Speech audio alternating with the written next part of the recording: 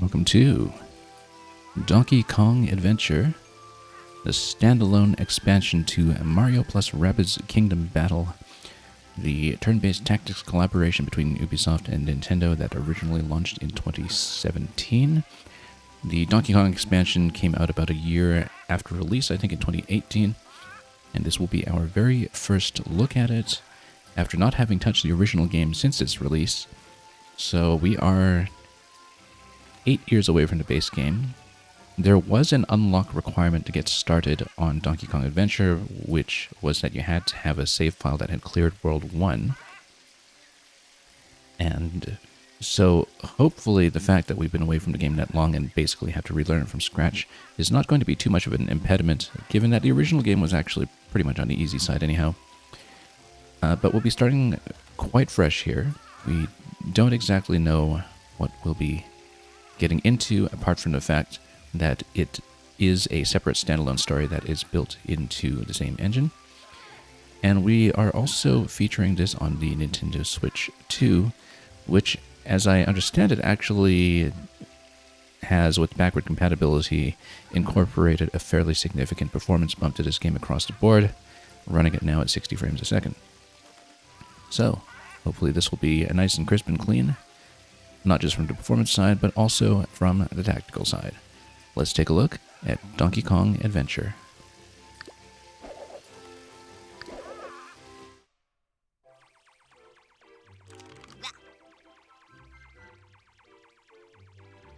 So this is a view of the central hub world that is in the main adventure, where you have a couple of entry points to different worlds that revolve around Peach's castle. More than that, we don't quite remember. It seems like Junior is scouting around. I kind of vaguely remember now that this Rabbid Kong here was one of the bosses in the original game. There were a couple of bosses that were essentially rabid forms of Mario series nemesis. Not all of them. I remember that the opera singer boss was somebody original, but it looks like everybody is going to get trapped here in the washing machine. I don't quite remember the significance of the washing machine, to be honest. It is part of the hub world, and I would recall interacting with it, but it's more of a combo washer-dryer, I guess, for all we know. But yeah, it seems like Rabbid Kong has been absorbed, and Rabbid Peach is similarly, as always, absorbed in her smart device. And she's going to do something quite alarming, which will serve as the pretext for excluding Mario and Luigi from this side of the adventure.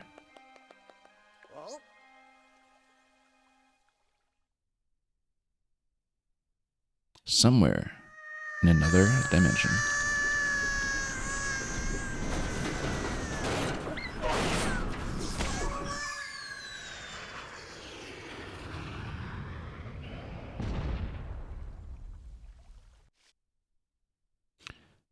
Okay, we've got a little bit of a tip sheet here. Donkey Kong can launch, grab an ally, except, of course, on Switch 2, everything loads so quickly, we have no time to read the tips.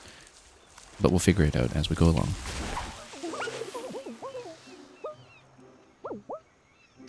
Anyway, Beepo here was basically our party leader in the overworld part of the original. Oh no, where's the rest of the washing machine? Where are we? Marooned on a tropical island with no means of warping back. So far as we know. We have to reassemble and fix the washing machine by finding its missing parts. It's our only hope to get back to the Mushroom Kingdom.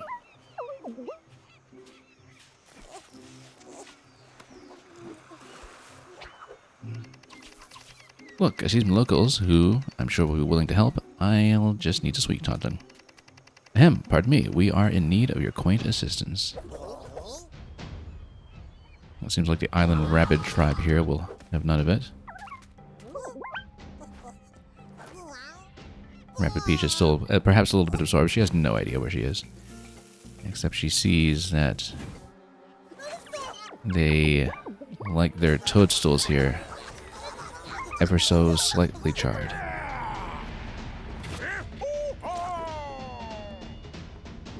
It's kind of interesting to see this return of the long-standing Donkey Kong design that was an outgrowth of the DK Country era, given that we are seeing such a substantial revision of him visually. Now with Donkey Kong Bonanza, also with his existing forms in, first of all, the Super Mario movie and most recently in Mario Kart World. But yeah, this, I suppose, must be Rabbid Cranky.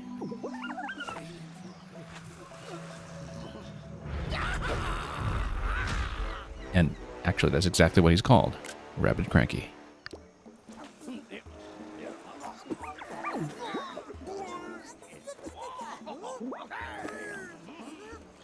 Okay, looks like he's brought an arsenal along with him. And we're going to defeat all. Now again, we haven't touched the original game since 2017, so we will be relearning this from scratch. I do remember that, of course, we have these flaming barrels here. Or flaming boxes, I suppose. The mighty Donkey Kong. Let's put those bulging biceps of yours to work against these tropical ziggies. So I don't know if the party will expand beyond these three at any point. You know you're strong enough to pick up most cover blocks and throw them. So that'll be new. You can also grab allies and enemies alike to toss them elsewhere on the battlefield. Okay. As far as Rabbid Cranky goes, his boom bow conceals some formidable firepower. Let's check it out. Alright, so we're, like I said, we're learning from this interface from scratch. Let's just take a look here. And read about our team first, just so we know what's going on. And so yeah, each of them start with 6,000 movements, and then they've got the primary and the secondary, which will we can read about that in detail actually. So yeah, Donkey Kong can pick up. It looks like it does 20 damage, but perhaps that's added towards some additional damage just from the object itself. We're not exactly sure. Cleanses an ally overcome by a super effect. I would assume that's if you pick up an ally that's affected by a super effect and you just kind of toss them to wash that off. And the Buanarang... Oh, there's a range on it, isn't there? Well, let's take a look. Mid-range weapon. And... let's see here. This is a bonus attack. The reaction shot is essentially this game's Overwatch, if I recall. You get 100% damage on that. Right, so it's effectively an Overwatch on its return cooldown. And yeah, I remember that the thing that was interesting about this game was that you would get really swift movement all around the map if you play the pipes very well. And yeah, welcome to Scriptivist. You love the stream title Donkey Kong plus Rabbids in Kingdom Banana. I mean, that's effectively what this is, for all we know. So, okay, so he's got this throw range of 6. That's important to know. Ground Pound. I wonder if this is on any kind of cooldown. I remember that everybody kind of has a secondary melee, though, in the original. But, again, we are very much relearning this game from scratch, so... okay, 4-turn cooldown on Magnet Groove. Oh, I see. His Irresistible Jungle Beat. So yeah, basically you play the bongos on 4-turn cooldown and you drag everything in. And then I guess it would combo well with something like the Ground Pound, which would be something that breaks cover. Let's take a look. Naturally a very high health pool on him. And also, in the DLC, they also get individual skill trees. I remember finding these skill trees in the original not really that deep, but maybe these will be a little more interesting in terms of the point assignment, because you eventually just amass enough points to grab everything anyhow. Currently, we have no point budget. It will be with the collectibles that you see in the top right. Let's just take a look at everybody first and just get a good sense of what we're doing. Yeah, Rabbid Peach, of course, is in the main game as well, and I believe this is also her moveset in the main game, that she can knock down consecutive enemies. Or rather, the dash allows you to have your path of movement go through an enemy and damage them as she's running through, as I seem to recall. once upon a time. This is a blaster. 1 round at a time at a single target. Yeah, I wonder... So this is a primary weapon type, but I wonder if the weapons are also something that's kind of upgradable as you go along, where you exchange them for new items as you go. I would assume that might be the case. She's also going to be the healer here. And this will be a damage reduction that's also on cooldown. Okay. Team up with an ally and perform a jump. Right. I wish I remembered how to use this. I remember I used to use this all the time, but we'll have to figure it out. Never stops chasing his target. Yeah, that's something that is very much a feature of the base game that you would send these bots forward to do your bidding and get around cover and so on. And you've got 6 cells for 30% heal. Okay. Now what does Cranky do? He's got a single dash. So yeah, Peach has got the ×2 stylish dash. He's got a single dash here. What does Donkey Kong have for that? That's Donkey Kong has the grab and launch in place to dash. Okay. Scattershot attack, so maybe a bit of a shotgun range on it. Stink Eye is an Overwatch, but it's a 70% Overwatch. And yeah, what's the range on it again? Oh, it doesn't say. I guess it would be the range of the weapon. And so he can do the grump jump. This is kind of like how he can... Well, Cranky can in Tropical Freeze land on spikes. In this case, this Cranky is going to also do a bit of a ground pound here that does some area damage. Yeah, so that's with the landing upon the team jump, so where he jumps off another teammate. And Boombo ammo. Oh yeah, that's an explosive shot. Short range and breaks cover. Okay. And he's got to sleep. Alright, just making sure we read through everything here. Weapon selection. So yeah, there is going to be some kind of weapon unlock path. I remember they were mostly just kind of straight upgrades in the base game. Yeah, but maybe this will be a bit more interesting than that. Right, because then you get some specific stats for this. That also gives you the range that you're looking for each of these weapons. So 7 range on this one, 10 range on this one, 10 range on this one. And, you know, these things will just kind of upgrade as we go and probably have some elemental effects as we go as well. And let's get back here. Yeah, no cover damage really on the base weapons, as we know. Vamp damage. What's vamp damage again? That must be like a vampiric effect, right? Yeah, that's right. Yeah, that is a health absorption that we have on this. That's kind of important to know then. But that's only with a super effect. Okay. We'll figure that out. Right, okay, so the super effects are things like the poison or health absorption or anything else. So if that's going to be applied to one of our team, then Donkey Kong will just give them a toss. Yeah, and the honey is what sticks the enemy to the floor, as I recall. It's a movement impediment. Alright.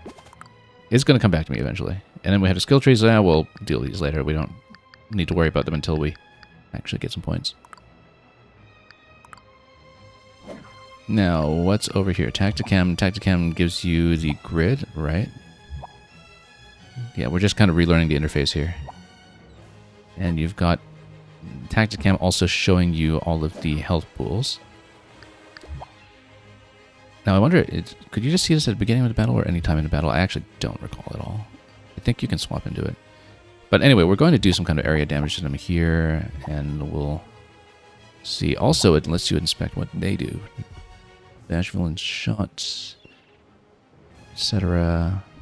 Yeah, that's fine. So, for enemies, let's just take them out.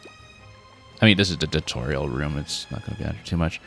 The strong implication is that we should be using Donkey Kong to do the throw right away. Once again, the throw, if we can get to it. Yeah, because he's going to have... I don't remember what the action point system is in this game, whether it's just the one action point or...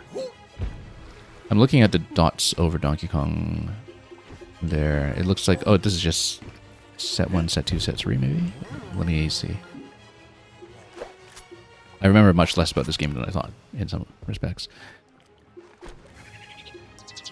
Okay, then in that case, you know what, let's just do the throw, I guess. And then we'll do some kind of team jump with Cranky to finish him off, perhaps. Which means that Cranky should be perhaps close by.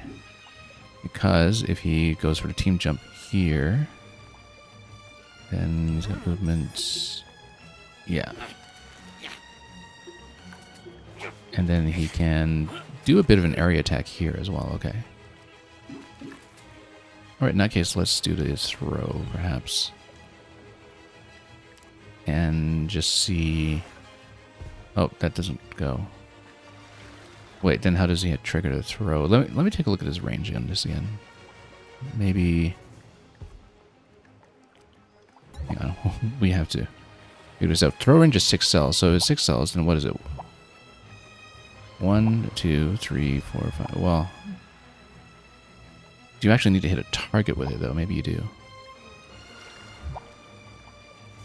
Okay, in that case, we should actually draw him in, maybe. And even just blow everybody up here. We'll figure this out. Like, I mean, this is tutorial level, essentially, so we should see how we can actually take that suggestion. Classic. Yeah, there should be a way to just do the toss here. Like, if we do this, then it gives us... Oh, except it only tosses on this range here. Now, there is the pipe movement on this stuff here, so maybe we do this, then we can... Can he walk with it? Is this the implication? That he could grab this and then walk with it? Yeah, he can. Okay, so if he walks with it, then he can go over here and then do the toss. I see, because we're still on the movement action. And if we do the toss from here, then we can catch these in range and then have cover on this side, like this. Doesn't do as much as I thought it would, but that's okay. We'll just smoke as many of them as we can, which is just going to be 3 of them. Alright, might as well. Yeah, because he picks up in the middle of the movement, and then he can toss after that. Oh, I actually didn't know there would be that panic effect, too. It does allow them to flank him, though. Ah, I remember how this works now. Okay, so you get 1 action from each category. I didn't remember that, otherwise we would have done the magnet groove first. And then potassium pulverizer would be, what is it, the area attack, right? Or is it not? The ground pound is the area attack. Right, but that's the secondary, so that... Hang on. How can I see his weapon set? Let's take a look at this. We're so far removed from this game in some ways. But can I switch heroes between the different actions? Yes, I can, so... What we'll do is... Let's take a look here.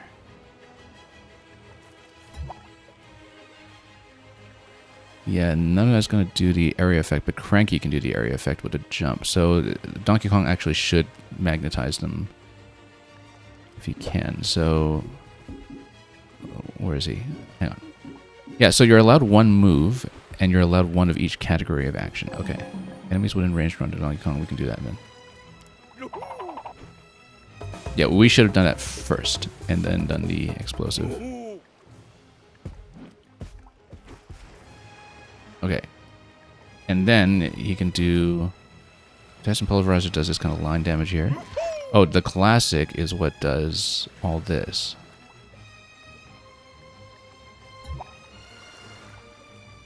Right, because, yeah, the banana-shaped attack is a banana ring, but the ground pound is the one that actually looks like a ground pound. Okay, yeah, it's just that the order here is different from the order on his profile, so I was momentarily confused with it. Let's just whack everything then.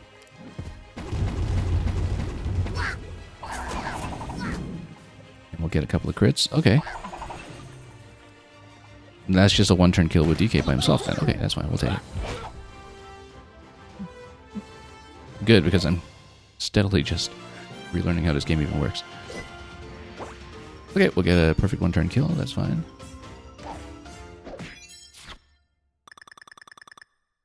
New weapons available. Let's keep going. And we'll also have a skill point upgrade in there somewhere. Yeah, I remember you two. You were in the basement when Spawny put on the Supermerge headset. The Megabug must have brought you here instead of the Mushroom Kingdom. Regardless, we're glad you found us when you did.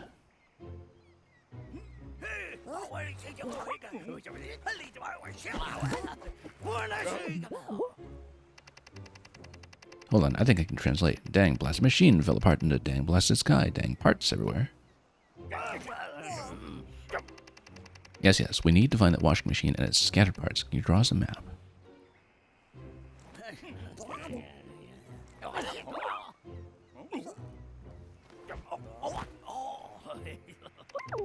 He says the barrel cannon can get us to the main island where the missing parts are.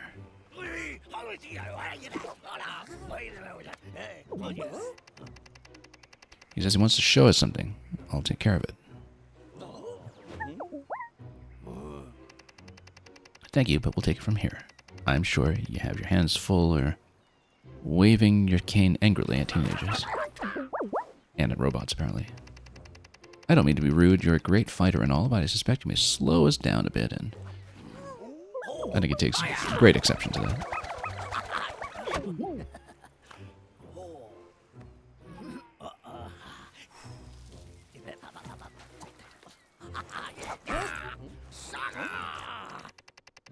Or I'd rather we go to a walking frame or electric scooter, but if he speeds things along, so be it. So yeah, he's just going to roll on the bot, and that's fine.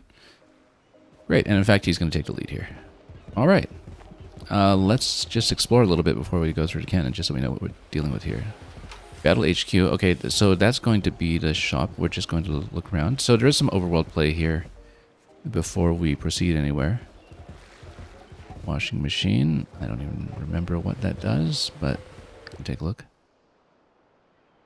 Ah, okay, the washing machine is actually a chapter select. I think that's what it was in the main game as well. So there will be a challenge mode after the main story, which will be fun.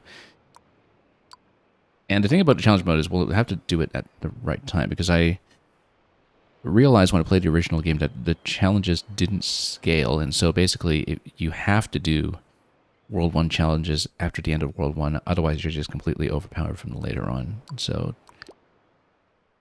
maybe it's going to be similar here with the chapters available. It looks like there's just 6 sections in the Banana Lagoon. But we'll see what we do. Okay, now what else is around here? Yeah, there might be some things to explore. Oop, what's this? Modern art. It does have a wonderful sense of otherness, but I suspect it's something else.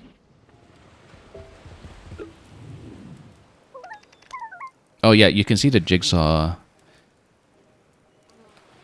impressions on this. So this is where you would assemble your puzzle pieces as you collect them. Oh yeah, there's also a rotating camera. Yeah, I could just rotate the camera. That is something that's rather good to remember here. And we can see there's quite a bit more going on in this island. Quite a lot, actually. So let's take a look at the shop first, just to see what's there, and then we'll explore some more from that point. So it looks like this is actually the hub for the adventure then, before we go world by world. So for example, here we already have the skill tree that's available, and allows Donkey Kong to grab enemy ears popping out of the ground. Yeah, so these would be reinforcements that spawn, I think. Throwing range. Can't afford too much here. Oh, I see, because these are 2-step upgrades. High ground bonus, groove range. And, I mean, you know, oh, there's a dandelion swing of some sort. That's interesting. In general, I find that movement is the most useful thing in games like this, but we'll take a look here and see. So, yeah, so these we can't afford. And then pipe exit range generally contributes to unlocking movement range. So let's see what we can do here. Rump jump range. That increases the AoE effect on him. That might be really good. And then team jump range over here. Long story range. So yeah, that's his other effect.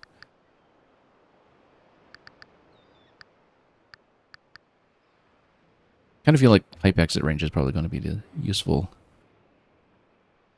thing here, but we'll... Yeah, because we can eventually kind of build towards movement, but maybe we should think about what do we want to hold for.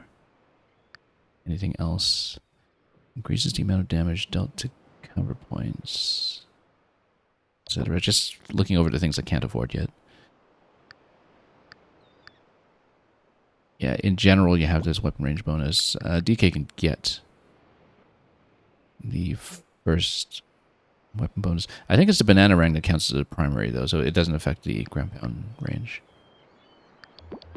Then let's see, what's this times 2 here? Multi-stink eye.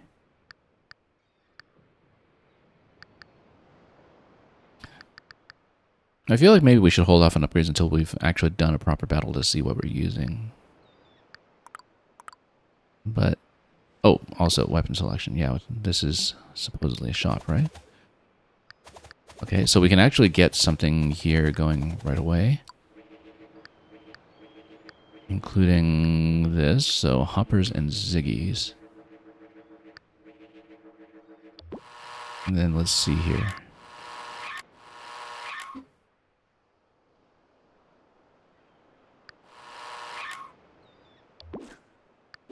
I kind of feel like we... Yeah, we want to kind of combine things here and there. Primaries, secondaries, let's see. Damage against smashers and hoppers. Yeah, smashers are the big guys. Seem to recall. Let's see, was there anything else that goes against smashers? This one here on Rabbid Peach, that's on the secondary though.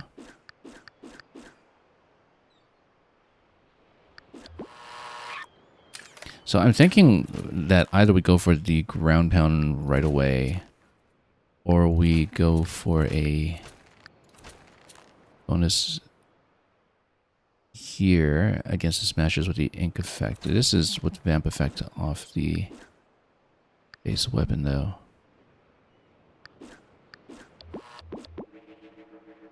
You know what? Let's go for one of these.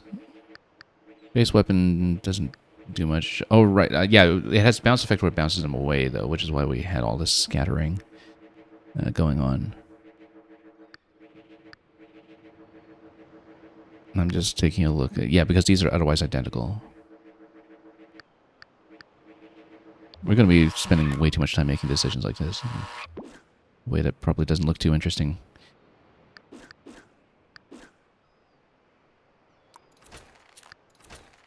So, yeah, we haven't even gotten to use the primary on Cranky yet, so... If we have the vamp now, he's got the vamp on the Barrel of Fun secondary, so I think it kind of makes sense to give him this one. We might as well just play with this and see what happens.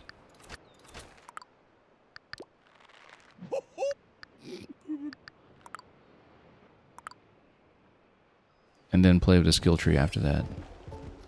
Okay, let's just explore the hub a little bit. Museum, interesting. So you've got some kind of collection to build here. And... yeah, lots to collect. 3D models, artworks, soundtracks. Okay. Let's just take a look at what this is. It was suggesting that I go to the barrel first, but... which would get to the world proper, but we might as well just open some things up and... see what we get. We should have actually maybe amassed more resources first before committing to upgrades. You found a new soundtrack. Welcome to the island. What is this? Fast asleep while everyone else scrambles to get all the work done. You're dreaming of additional challenges for us. Let's fix the washing machine first. Okay, I see. So this will be a challenge island that becomes available once you finish the story.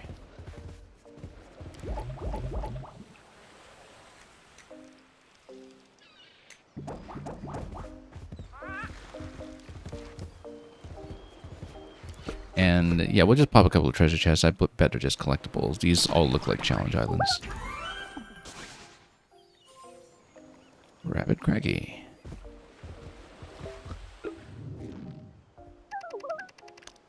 And same idea here. No challenge rooms available until we've actually proceeded through the main game. And bothered to learn the mechanics. But we'll walk around and pop treasures anyway. Oh, this area here, this was the tutorial map. This spot exactly. So yeah, it's like with the main game, I think, where, you know, the battle spaces also become explorable spaces after you're done with them. A couple of other things back there, more treasure chests, more points of interest around the hub. Probably just to fill in the initial piece of your collection, each one. So, yeah, we'll get Rabbit Peach over here.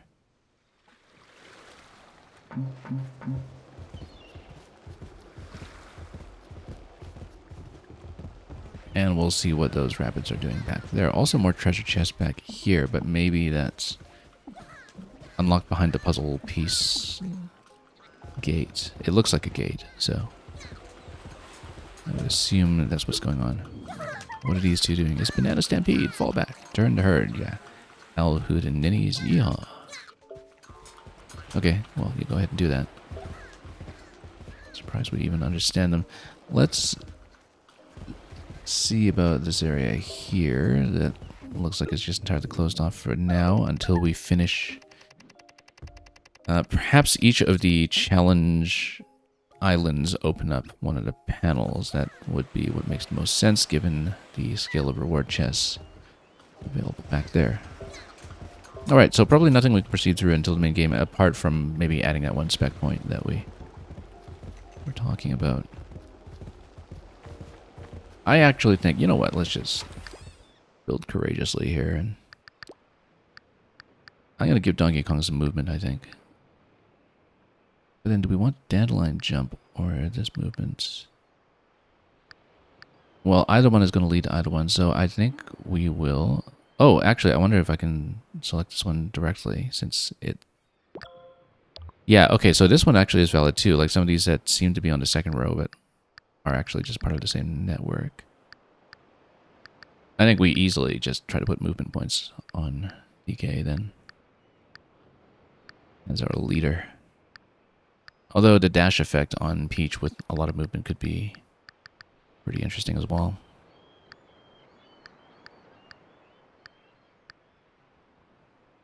As well as something like the healing range. Let's put movement on him. That'll be most fun. It's kind of swift movement that generally is the fun thing to do in this game. Oh, you actually get one spec point for each of them. Okay, I didn't realize that. In that case, I kind of just want to put movement on all of them. Then that'll be the fun thing to do. So, yeah, weapon range might be a good choice for him too, just because.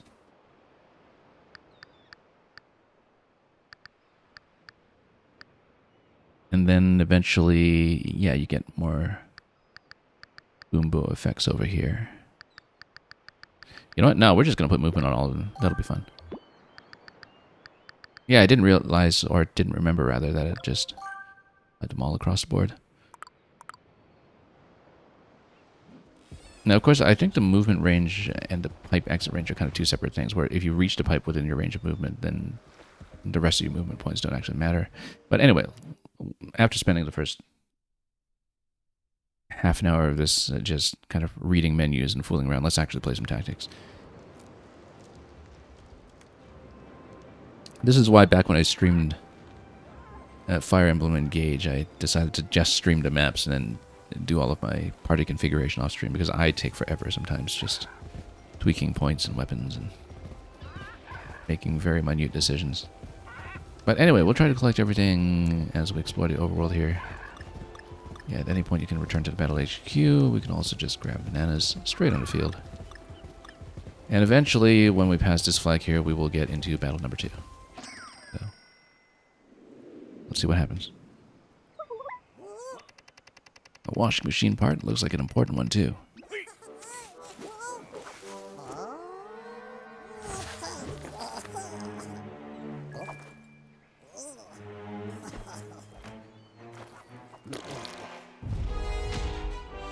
Collector.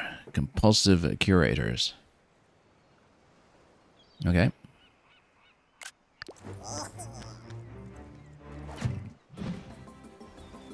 Get the washing machine parts back. So we've got a couple of honey traps here. And not in the Rabbid Peach sense of a honey trap. These assailants are collectors. They steal anything shiny and metal, including our washing machine parts. And so we will retrieve the parts before an enemy picks them up. And yeah, we don't want to void of warranty. That would not be good. So let's take a look at the Tacticam. Let's see what we're dealing with. So we've got honey here. Honey will stick them and kind of reduce their range. Tropical collectors. That's going to be... yeah, so that's tropical Ziggies. Ziggies are these ones here that do their shot. Tropical collector back here. We have a couple of different forms of pipe movement that would be possible here if we move into some of them. And just try to get some kind of really good flanking motion, perhaps. Okay, so, you know what? Let's just fight for a moment. So Donkey Kong is able to just grab immediately, and then his movement range isn't going to get into a pipe, it seems. Unless he goes to grab one of these and then tries to get back here. He can zip around quite a bit. So let's see, they're pretty far off in the distance. So I think what we'll do... is there a way to zoom out? I don't think so. I think this is... apart from a Tacticam, that is. I think that's the maximum zoom that we can get.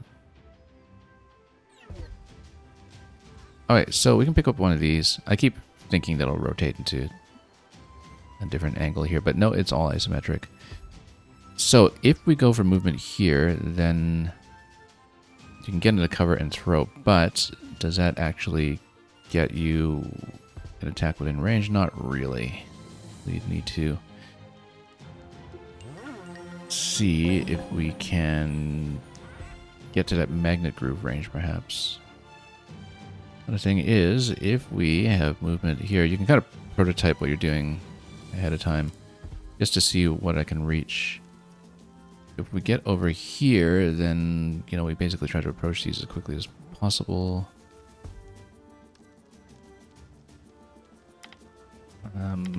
And possibly do a pickup along the way. Let's take a look at Rabbid Peach here.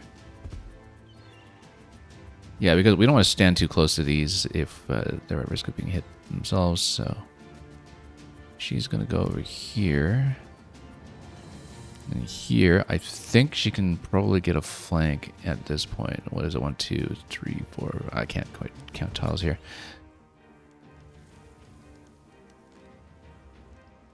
Right, what's his X here? I think that's a trap. But if she gets here right away, then we can start getting some shooting done. Possibly, because she's got like 10 tile range or something. 1, 4, 5, 6, 7, 8. 1, 2, 3. How many tiles is this? 1, 2, 3, 4, 5, 6, 7, 8, 9, 10. No, doesn't quite reach. Come over here and flank, it might not matter, like if she's a little exposed.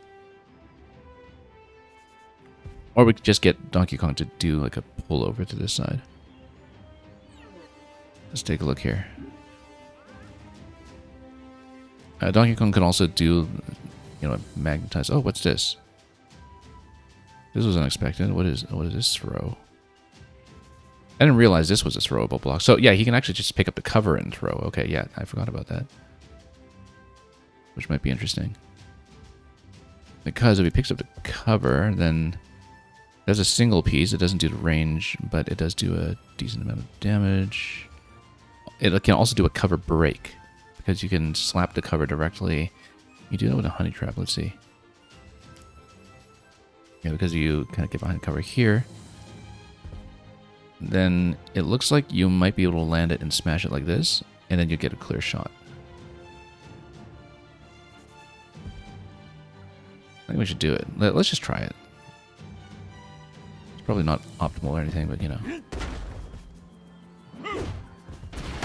So it gives you a cover break and also kind of sticks it.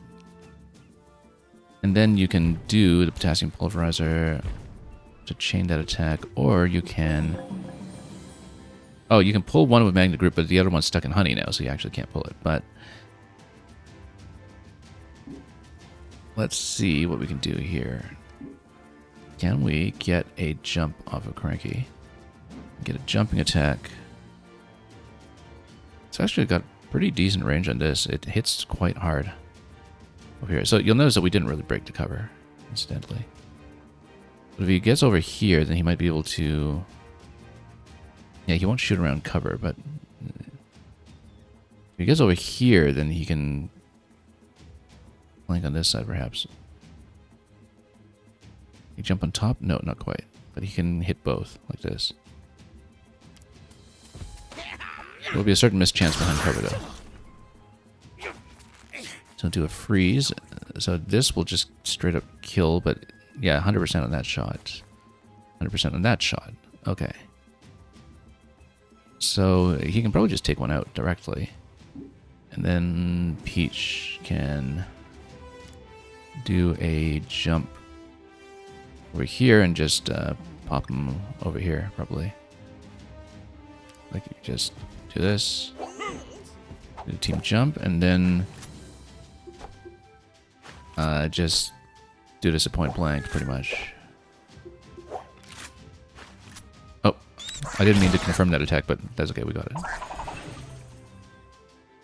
Okay, then let's take a look at Cranky here. We will just do the straight shots. You have to be careful that there's no additional confirm button after you tap the attack like that. We have to be a bit careful. Also, he's still got these two remaining movements available. Neither of these will apply at the moment. And so he is kind of exposed. Donkey Kong here, yeah, no targets. Can't actually do anything. No additional movement. So what we could do is use Peach to put up her shield. No, that's her own shield. Okay, then she's not going to do anything this turn either. So yeah, they're actually both a little bit exposed, but maybe we'll draw the other enemy in. But she might as well put up the shield in case she gets shot from this range. So 2-turn cooldown, we'll do it.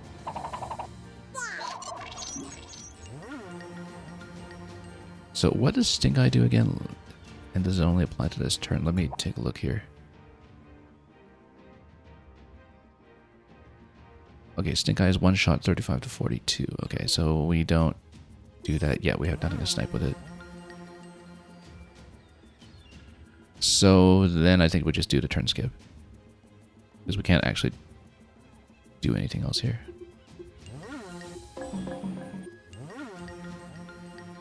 Okay.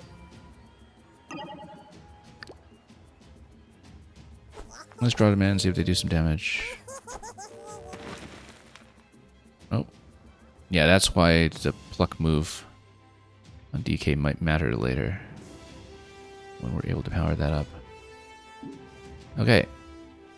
Well, let's get the washing machine parts back if we can. Let's see what we can do for range in terms of movement. We can get over here. And if we're here, can we actually get a decent toss on that pipe? I think we might be able to. Because, yeah, and then you can kind of magnetize that one in. Now, what's the range on the magnetize again? Let's figure this out. Whoops, no, don't do that. Magnet group. Enemies within range are drawn to DK, but then what's the range? It's 6 by the looks of it. Can we actually get both? Let's see here. Because you got here 1, 2, 3, 4, 5. You kind of need to stand around here. I don't think you can quite do it in terms of drawing both of them to the open. I don't really think that'll happen. But what we can do is, if you're behind cover, does it still hit? It does. But then you're not going to get within the magnetize. Okay. Rather 1, 2, 3, 4, 5, 6. No. Yeah. I'm trying to find a way that'll get me behind cover and also drag an enemy out to pop him. I also don't remember if when enemies spawn whether they kind of come out and attack immediately or if they pop out first. I think they just pop out first. Okay. Yeah, because after that, we'll be a little bit exposed. But let's see what Peach can do here. She can enter, come out this way, and she doesn't really have any meaningful cover here, though. It would actually be more advantageous for DK to pick up a different one, I think. Go in. No, that's okay. No, he's gonna pull them in, so that's fine. So let's go DK. Maybe even, yeah, it doesn't matter which side he enters. They're kind of symmetrical. Except, of course, you'll be within range of movement over here, which means that we should get around here, pull.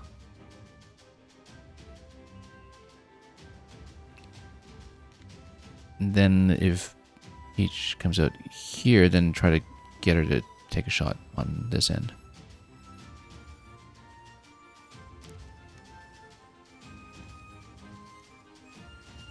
So let's just try that, perhaps. But we want to pull it over. Let's see. Maybe right here. And then...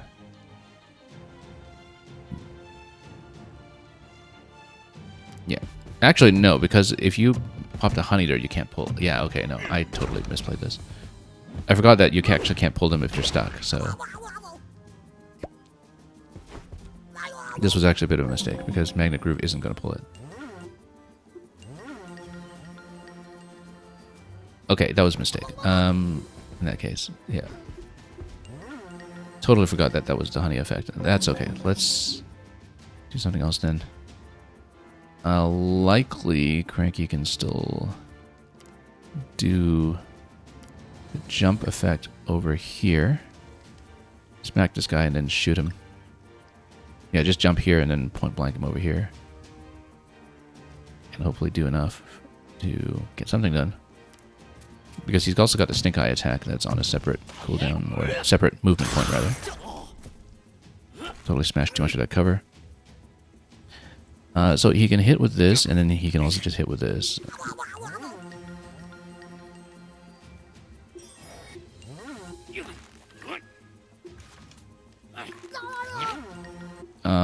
Yeah, because he has to pick one.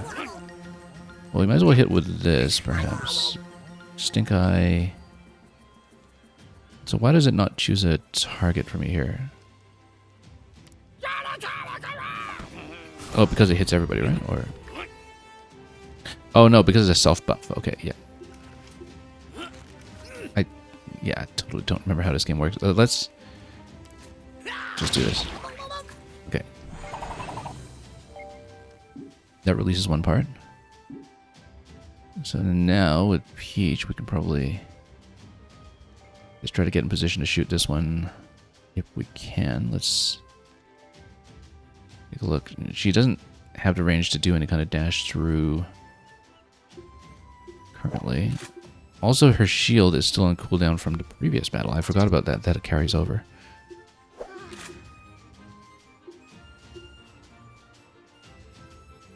Okay, let's just move then. Is this actually advantageous here to do this pipe exit? Yeah, I think it is.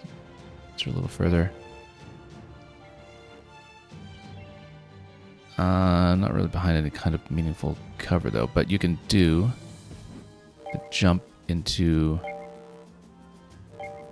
one of these positions. Doesn't really get that shot at all. Oh, no, it does. It gets 100% on this flank here. It's just that she's also very exposed. But she's got a self-heal afterwards, so it's not a big deal. So, yeah, let's just do that.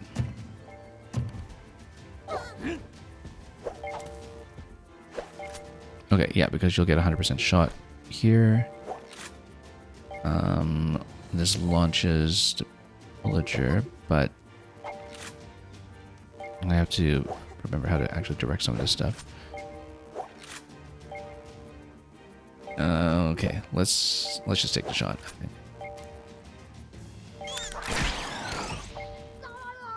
She'll be shot in return, I'm sure, but... Oh, no, it'll run away. That's his behavior. And then she doesn't need to pop the heal yet, so let's just go enemy turn. Could these pop out? Do they attack immediately? They don't. So Cranky was effectively on Overwatch. Oh yeah, because Stink Eye is the Overwatch. Yeah, that's right. So he actually got the crit on the main attack.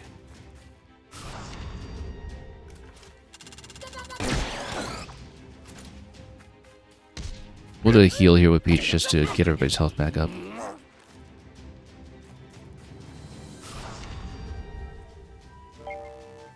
Okay. So, you got 80 on this one. What's the buff that it has right now? I'm not sure. Also, the runner is all the way over here. That's okay, we can whack that without too much trouble. Cranky has the pipe exit, which will allow him to shoot coming out of this position. It's 100% shot. Also, DK, what's his movement here? DK would be able to come over here and... Oh, I see. I think they're powered up here because they have an Overwatch on. But you can actually pick up and toss the enemies, right? So maybe we should run in to do that. Now, what's the range on my heal? It's pretty good, so I think she should just punch immediately.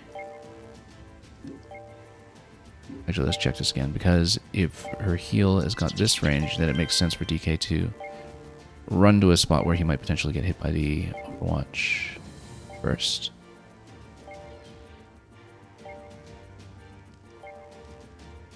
I'm just thinking if we're able to do a pickup on this guy here,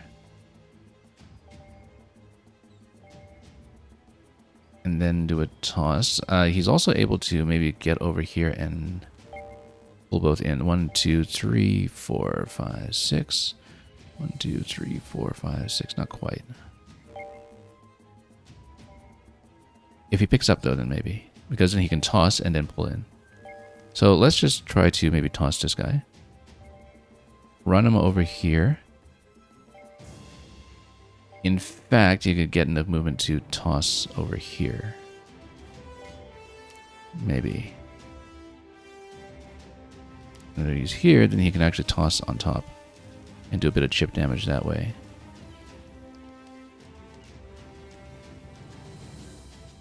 Not in a great position for that though, because I'd like to have the opportunity to do some kind of footstool. Oh, except he'll be within range to pull everybody, so maybe that's not too bad. Okay, in that case, let's see. What do we toss from here? Can we? Not quite. Oh, let's just toss from here. Yeah, so he's gonna hit by the Overwatch, but only by one of them.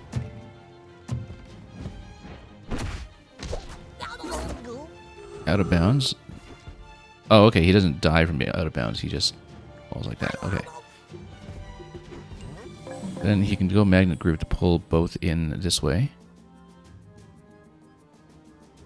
which I think we'll do, because then he still has main attack. Oh, except they don't get pulled over to boundary, do they?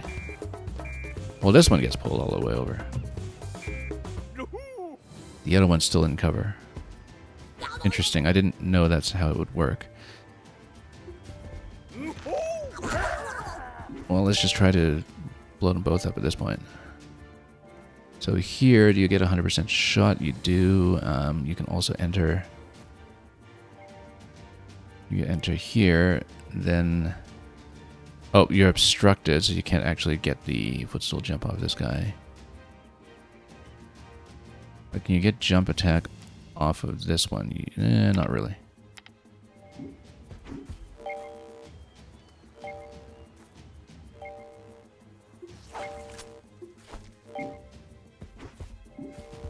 Well, Peach can do the dash through this one, though.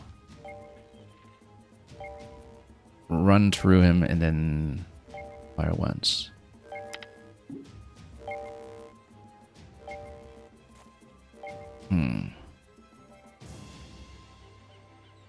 Also, did I actually need to pick up the object? I did need to pick up the object, so I can't just stand around here.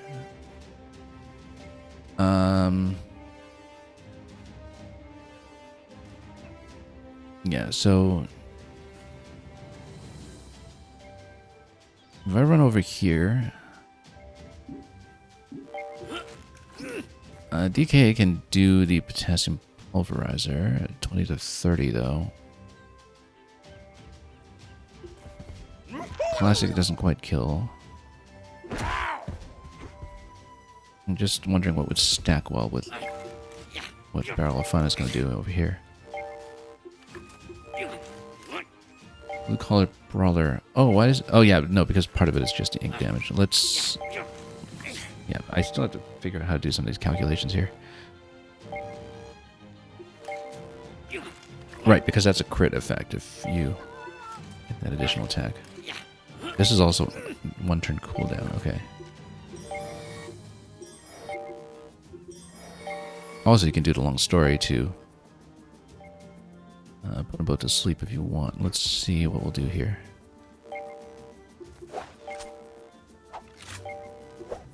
Yeah, I actually don't really remember how to use the bot, but I guess if you have a point of movement with Peach, or rather, if she has movement here, does she get to continue past the point? Yes, she does. Yeah, because she can pick it up and then come over here and then blow this guy up. That might be the thing to do.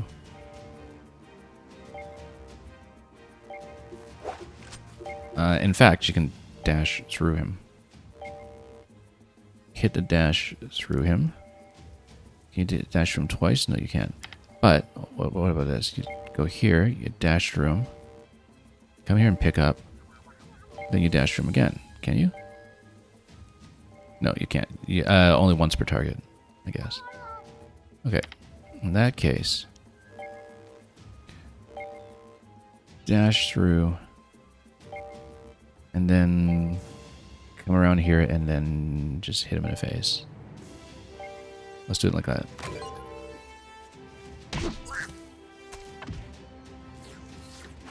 Let's see how much of a shot we can get. This blows everything up.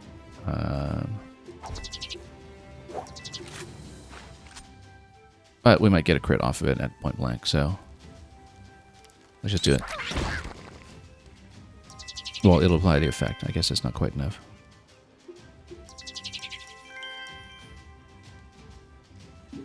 What we can do with Cranky is...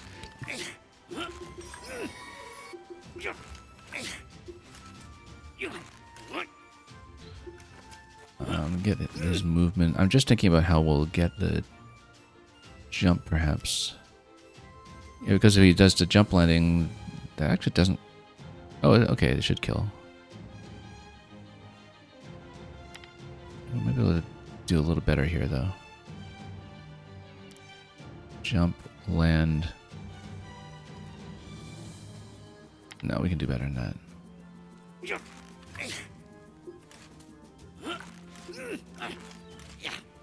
Move over here. And... yeah, it's too bad we can't quite get to jump on Donkey Kong here because this one's in the way. However, you can do a kind of dash through him, and then we'd be able to get over here and shoot and get the kill, so that would be fine.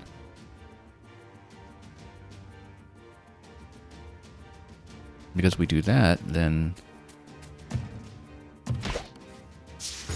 oh, I got hit with Overwatch over here. Oh, yes, okay, so Stink Eye's frozen, Monster Eye's frozen. Okay, so that's just an ability freeze. We don't care too much about that. Now, then at this point, though, can Donkey Kong do enough? Yeah, unfortunately, yeah, we can kill with this one. It's just that, then can he snipe the other? Yes, he can. Okay, so let's just take these two out.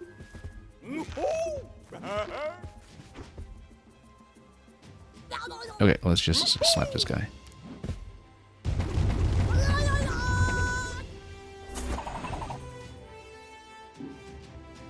And then it scatters the other object that we need all the way over there. Now, this is a minimum 30, so this is just going to hit straight up.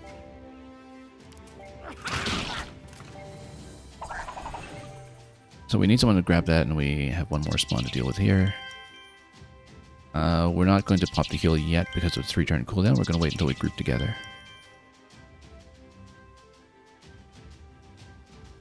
In that case, let's go enemy turn.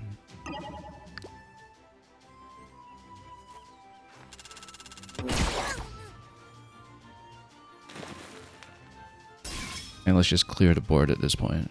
I don't know if the reinforcements matter once you clear the board. We'll group everybody together first so we can actually get a heal, and then we'll determine that. Cranky's the one who's taking the most damage here, so let's see what he can do. If he runs, then he can run over here and jump, and then he can actually just get the kill like this. But then if it's the end of the map, then you won't get the heal, right? So maybe since we have multiple kill options, we should actually avoid the kill for just a moment. Because, you know, if necessary, you can take the shot. It's better to do that. I just want to make sure we pop the heal and then get the party together, because I think there is an incentive to just kind of heal up as much as possible. Oh! Okay. Because we just got the object. Okay, I see. Yeah, if you pick up the object, then you clear the objective and you don't actually get to finish. Alright. But you still get a perfect. You actually don't need to be at full health. I actually couldn't remember if you needed to be at full health, so I guess it wouldn't make sense, given the nature of this game. But as long as you beat the timer and have everybody alive, then you get a perfect. Alright, so we totally overthought that. Let's continue. These are the early easy maps. We're spending way too much time just trying to fiddle with them. Okay, but we're through this area here. I don't know if there's anything more to explore with the battle map here, but we'll see what we can do. We'll also make sure we plug in the spec point before the next battle. Yeah. Because, of course, you know, there are sometimes optional things to explore and pick up if we're going for the puzzle pieces. We'll just try to keep an eye out. Look, there's Irate 8 over there with the treasure chest. Presumably. An octopus fetching something different for his underwater garden. Yellow is very fashionable this year.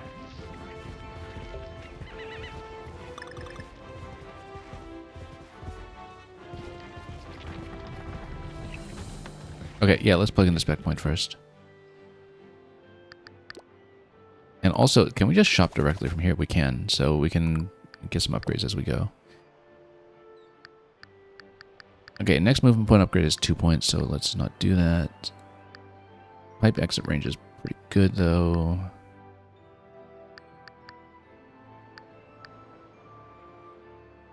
As is...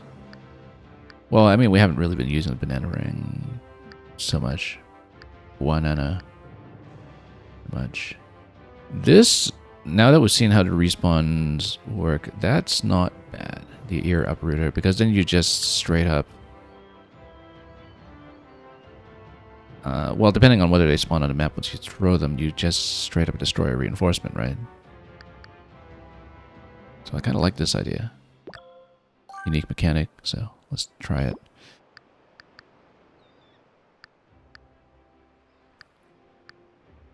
Team jump range. I keep reading this as team jump to all the Mario Maker we play. And yeah, this is kind of a status restoration. That's probably good too. I think Cranky kind of has to build in, doesn't he? Or, oh no, he does have to restore it. Okay, no, Donkey Kong picks them up and restores them. So yeah, it might be helpful.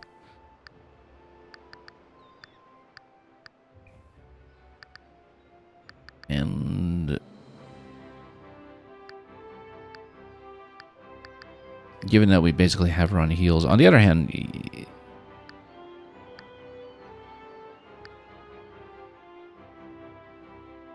dash more than one enemy while on the move. Thought she could do that. Oh yeah, no, this is the built-in stuff. I keep reading the tree the wrong way. That's the issue, is that I keep thinking it goes top to bottom. It actually goes bottom to top. So these are the activities she abilities she already has, and we get up to the top of the tree. I kept on reading this in reverse, like, why are these requirements for something she already has? No, it's the other way. We're totally misreading some of this stuff. Okay. Grump jump effect is pretty good. Team jump range we like, because of the grump jump effect. But yeah, this is just the Overwatch damage. I mean, I like just giving them more movement. That's... Well, I should give them the cleanse, so we have different cleansing options. No, well, give them the team jump. We've been using it a lot. And...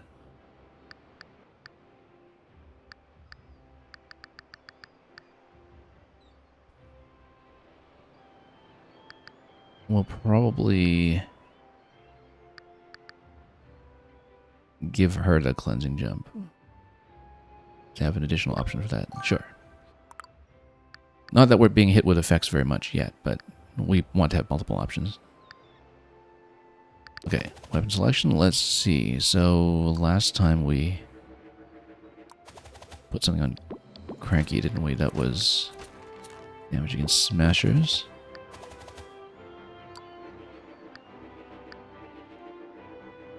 Yeah, Ziggies and Hoppers. This is all bounce though. Let's see, we might put something on Peach here. So yeah, she's got the honey effect on this one. This is quite a significant boost in damage though. And we've already got someone with a smasher effect, so... The thing about push though is that when you have a push chance, you can't necessarily plan around what you're trying to do. We might actually start using the bot properly. One area damage. Pretty good long range on that. Although, maybe one of the reasons we're not using the banana much is just because we don't have much going on with it right now. I like the fact that we already have a bounce weapon on him. Let's get a burn weapon on him. Yeah, or we can just save for better stuff later, but that's okay. Might as well get as much offense going now, because this is the only stuff we're spending currency on anyhow. I never thought the customization in the base game was that deep, but then partly that was because the customization was hamstrung by the fact that you needed the party leader in your party at all times. Like, you needed Mario to always be in the lead, and I remember that feeling restrictive. Here, I mean, we just have to set party of 3 unless there is anybody recruitable, which I don't expect would be the case. And that's perfectly fine. Nope. Rabbid Kong here was a little traumatized by his prior battle with Rabbid Peach.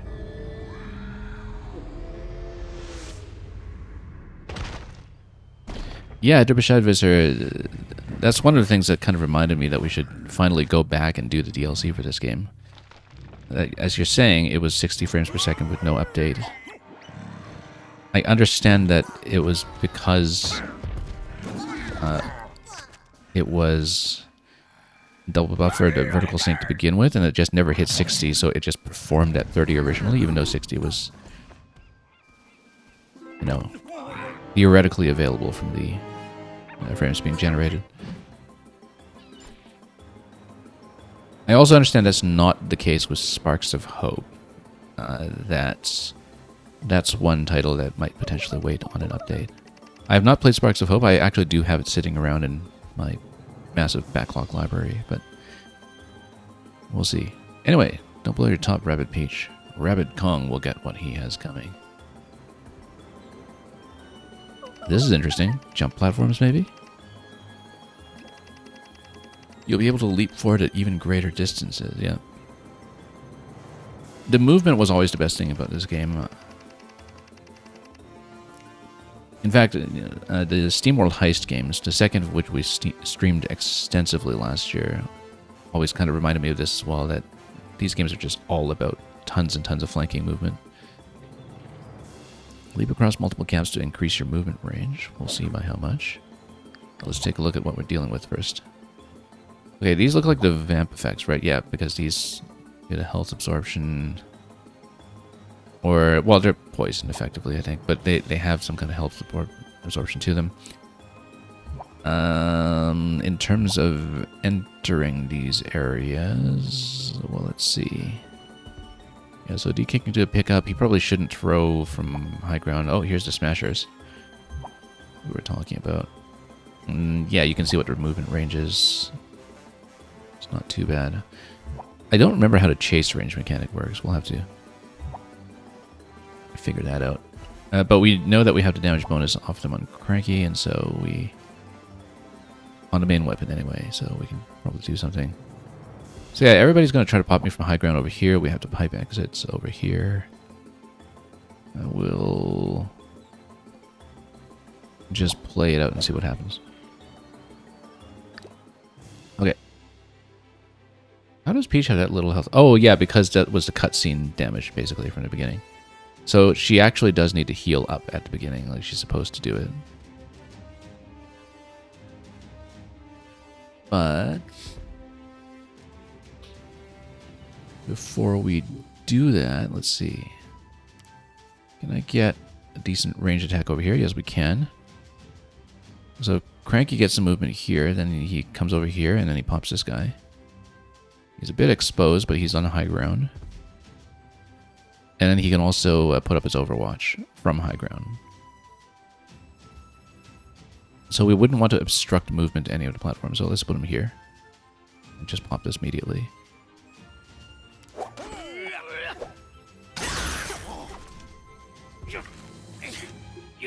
So yeah, this just straight up kills, which is good. Let's just do it.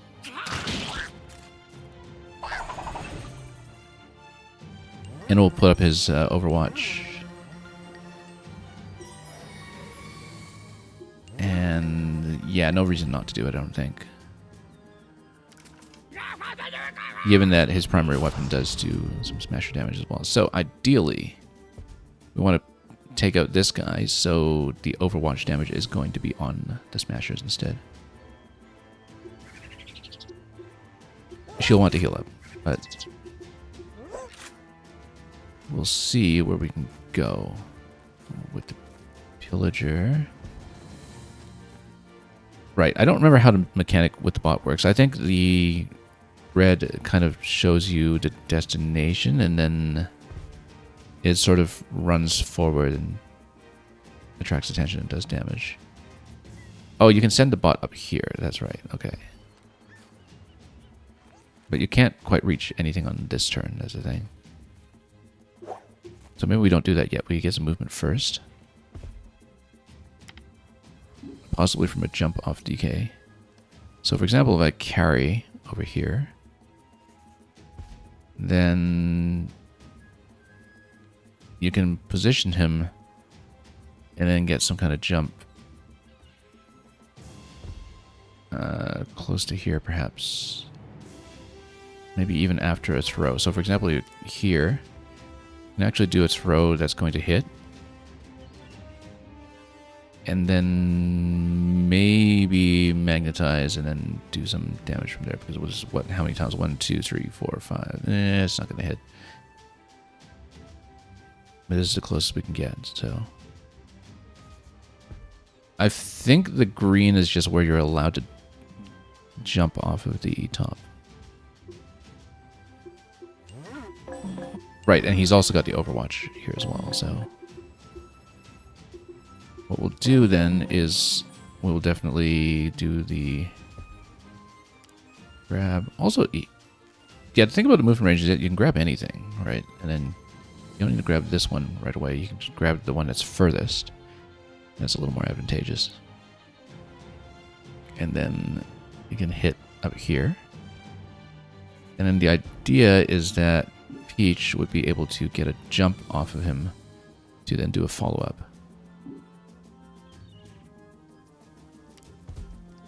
But we have to remember to pop the heal on her for sure. What do I stand here? Does this hit? No, it does not.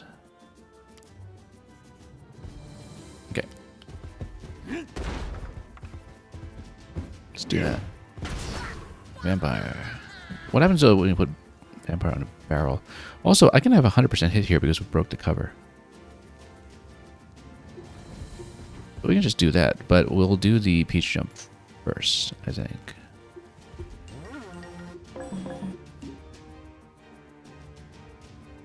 And then, oh, she can't actually get nearly close enough. Okay, in that case, yeah, I was hoping she'd get more range there. Because we can do the burn damage, it might crit for all we know, since it's a 100% attack. Also, you magnetize, that will pull in. And then Peach can get a clear shot as well. That's probably a good idea because we're never going to try to pull in the smashers. I wouldn't think.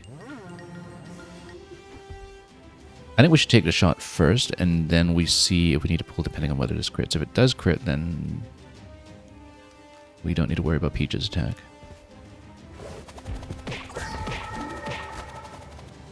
It will not. Okay. And then, yeah, then we get the Overwatch shot immediately. Unfortunately, this is the problem, is that when you get the shot on the Overwatch, it actually draws them in closer. Okay, that's actually a slight problem. Also, 1 hit point remaining on that upper one. That's very annoying in its own way. But what we can do is send the bot, and how do we hit this? Oh, right. No, because if we attack, it actually taunts them and drags them back, right? So the idea should be that we drag them back if we can, but stay at range. All targets are out of sight. Okay.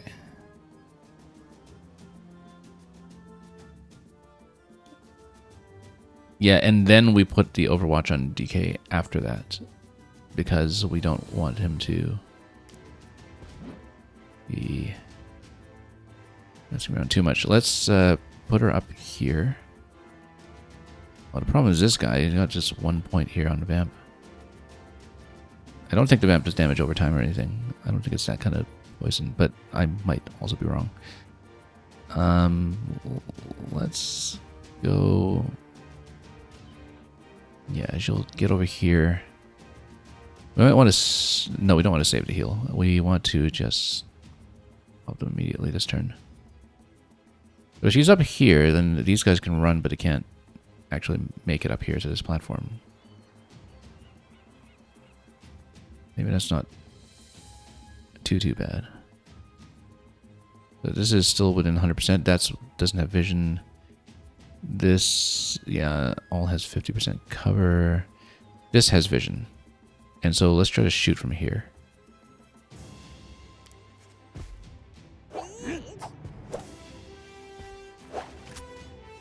And I don't think it can actually reach from down there, right? You've got high ground advantage as well.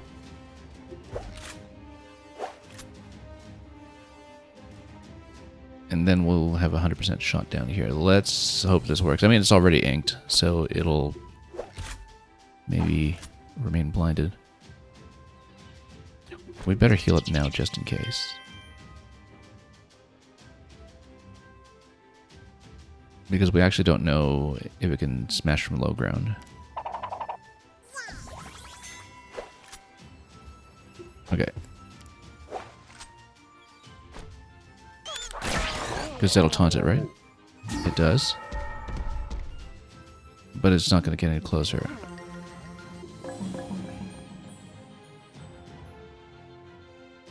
Yeah, too bad about the one remaining point of that one. If you have Magnet Groove, then it just pulls that one down from high ground at least.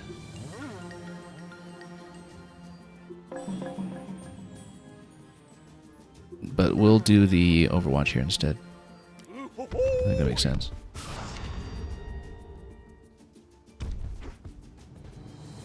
Oh, it's totally going to try to get in here. Oh, great. Well, that's the nice thing, I guess, about having that weapon on Overwatch, is that you actually get to chain everything, which is nice. I didn't realize that about the banana ring. So he's going to get smoked, but that's okay.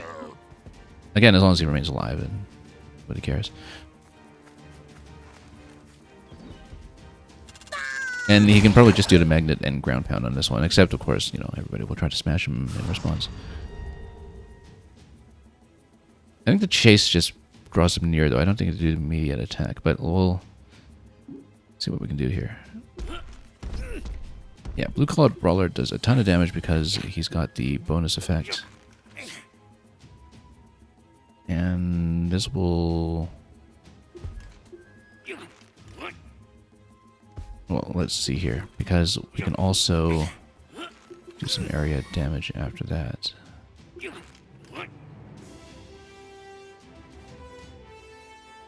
So how come Blue Collared Brawler is telling me here 141 damage? It's not aiming at anything, though. I think we need to actually move first. In fact, if we move down here, then we can just smash this immediately and just get the kill now. In fact, from here, so we're in cover. Oh, didn't mind the Overwatch there. Well, that's okay. We're still alive.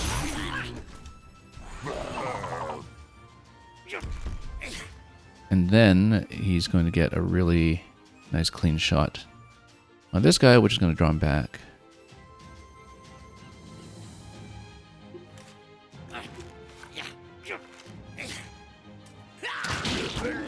I totally did friendly fire that I didn't think about because of the shotgun blast. Yeah, we didn't think about it. Or DK. Because, yeah, unfortunately, now DK can't aim his weapon, which... That's why we have the ability to do the dash to recover him. Because then we should be able to ruin the effect that way and then attack in from here.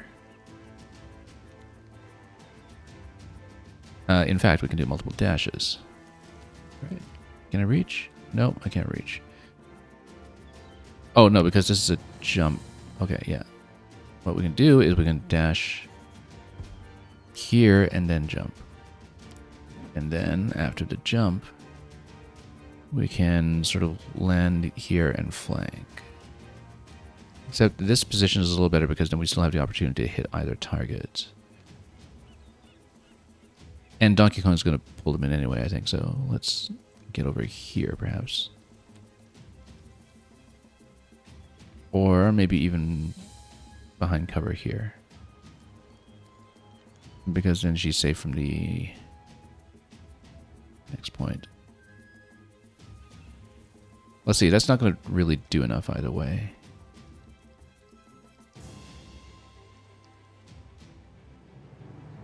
We'll do that, yeah. So yeah, it clears him. And then you get a flank attack on this one here. Now DK can do something first though. If he magnetizes, then he can vamp them both and then so slap them both, right? Let me see. Let's try that order, because then he can run and slap them both, and then this has a pretty tight range though. So no, we can do it. We can do it. Let's. Except this is a bounce attack, so it's going to splash them out, but that's okay. We'll do this first. Get them out of cover.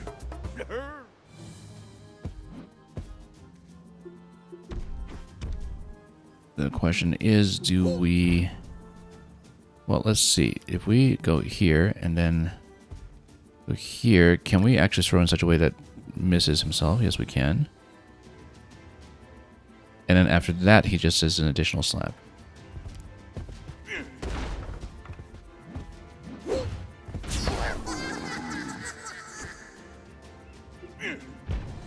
So we can do the classic. That's going to kill one, and Peach takes out the other.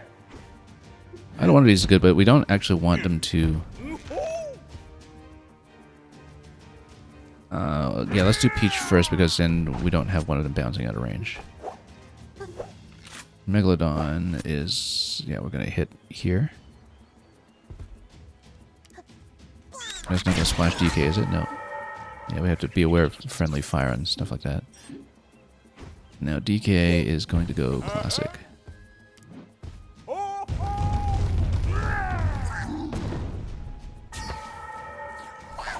Is that everybody? Yes, it is.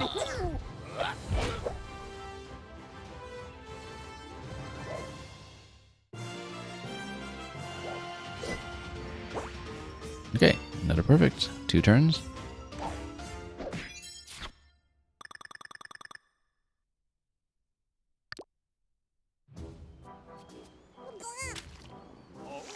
He's feeling a little icky, but that's okay.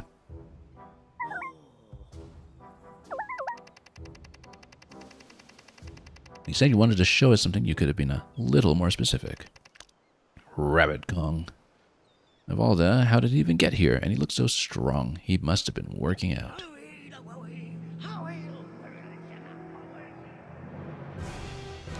So he's going to tell a story here.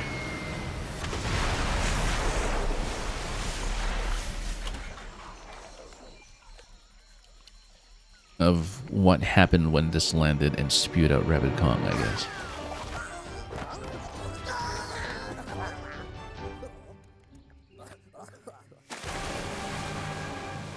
Who no doubt became their leader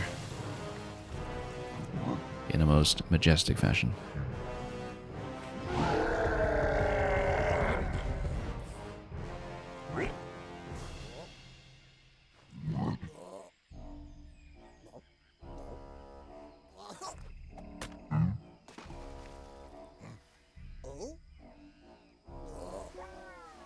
I think the respect has been immediately earned.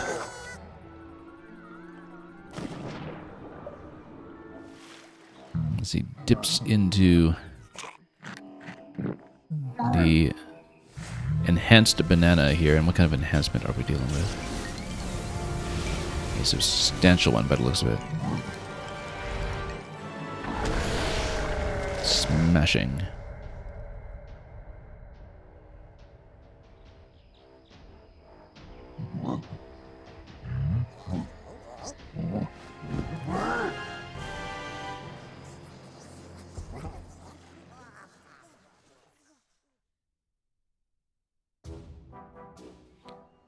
Okay. Good story. So the main body of the washing machine is right in the core of the hideout of Rabbit Kong.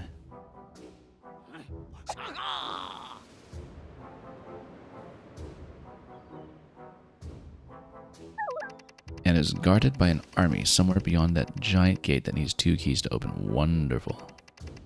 Doubtless, they're scattered far and wide, safeguarded by wicked brutes. Typical. We need to find those keys. Hurry. Okay, but first we're going to look around here a bit. I don't quite remember all the principles behind the optional collectible placement and the original campaign and how closely we should be combing everywhere for puzzle pieces, but you know, we'll grab bananas. And at no point did we actually use these, by the way. I just never used those platforms on the 2-turn kill just now, but that's okay. We'll learn them eventually, I suppose. And just roll around looking for more banana trouble here on the beach.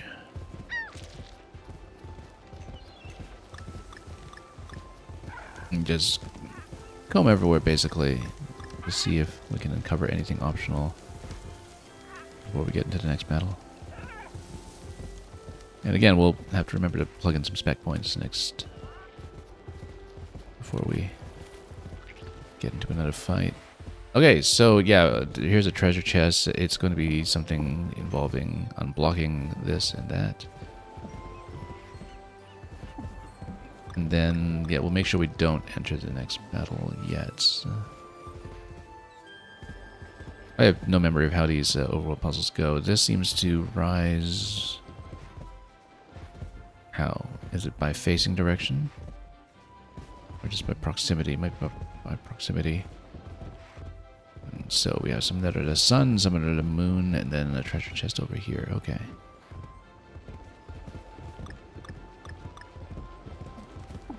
So we'll see. I think this is kind of like a switch-based puzzle, perhaps. Yeah, each of these switches lowers. Is this something that's reversible? I'm sure it must be. Right? No, you just use it once. So you just need to find the right sequence of switches. It's not that substantial. But we'll get some optional collectibles. Ah, okay, so we need to light 4 torches and then open that gate. Sure, let's do it. Just walk around looking for things to press. Something to look at here. Rabbids left his pontoon bridge unfinished. We'll have to find another way. I do see a pipe on the other side, but whether that's just artwork is something we'll have to find out. This will probably rise at some point. Yeah, oh, here's a switch. That gives you something pushable or not? So this comes out, but then it goes back in. So there's some kind of condition we need to meet here first. Probably involving the block up there that maybe we need to push down. We will see. There's a chest down there. Can we fall in? We need to find a place. Yeah, again, this is kind of hunting for buttons, but we'll do it and see what happens.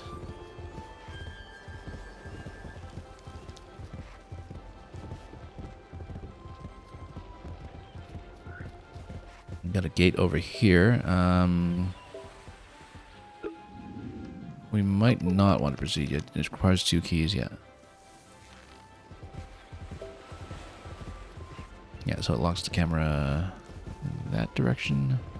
Ah, okay, so yeah, we do need to press this, but we need to pin it down by pushing a block on top of it. I do see something to carry, so. Oop. But the facing direction matters. And yeah, it pushes all the way down, like the Zelda ice block interactions. Also, yeah, if you're too close, then it acts as a blocking piece, so we actually need to push it from a distance. Oh, using a second block as a blocking piece. So what can happen is... Oh.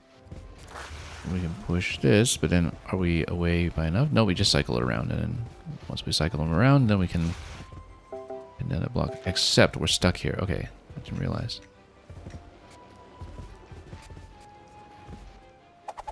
Right, because we would want to push back here, and then we just push from afar. No, it doesn't go like that. Okay, I was hoping to pin this down with an additional push, but I guess that's not how it works. Oh, you need to finish a platform here, that's what it is. And then you go up through the entry pipe. And then that allows you to walk over to the switch. Okay, I see. So we need to complete the platform instead. Or when we have the blue switch, then we just walk over.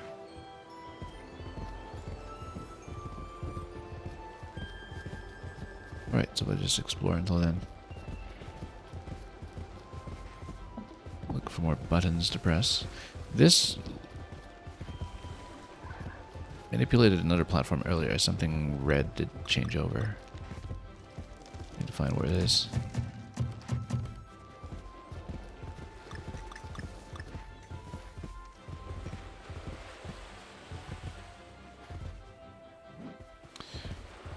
Nothing to look at here yet by the looks of it. Just those bananas.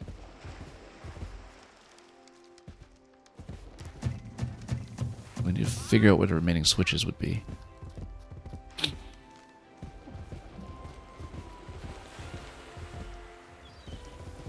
Yeah, I don't remember if there's any required backtracking for interactions like these, but shouldn't be, I would think. But we do need to uncover the pipe somehow. And yeah, this is pretty much how that platform will go until we switch to get our way through. So I say we just keep walking there because we just don't know where those buttons are yet. Progress saved past this gate though, so I feel like we passed the puzzle area. Yes. So maybe I need to do something to go back there. Let's take a look. Never lie out under a giant magnifying glass unless you already have a good base 10. Yeah, somebody got fried.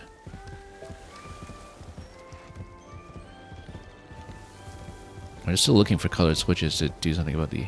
Oh, here's the blue block. Yeah, this is the one that we raised earlier, so we should get on top of that. There we go, finally. Okay, so we can do the rest of this because we have to pipe that setup for the yellow tab later as well. Just a matter of retaining a sense of spatial orientation.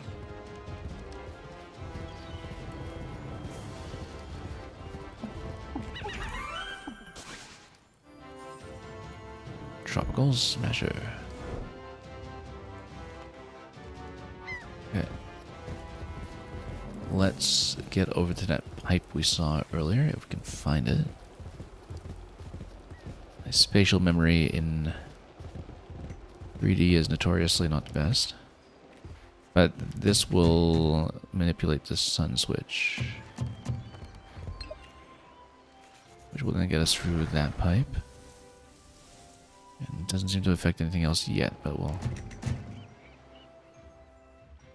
see about that.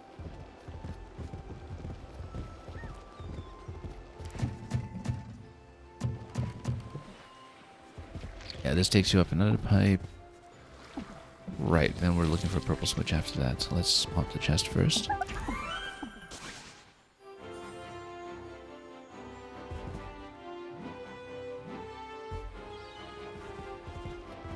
Pretty soon we'll get to the central area. Okay, so this thing here, we know that it's going to do something to block the green block down below. Let's come down here first.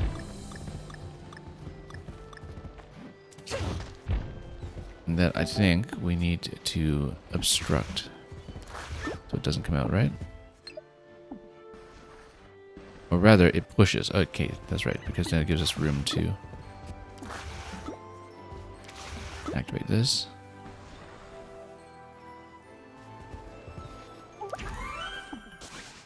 And that will open up the central gate.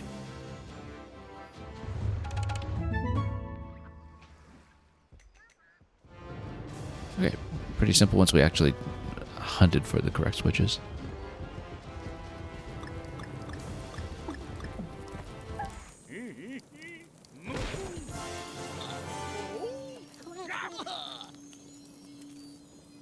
And there we go, more spec points available. Good thing I haven't spent the existing ones yet. Because it means we can start getting movement bonuses on them as well. Alright, so that's done. Let's continue. Yeah, strong incentive to play through that kind of thing. Now we'll want to upgrade before we hit the gate for 4.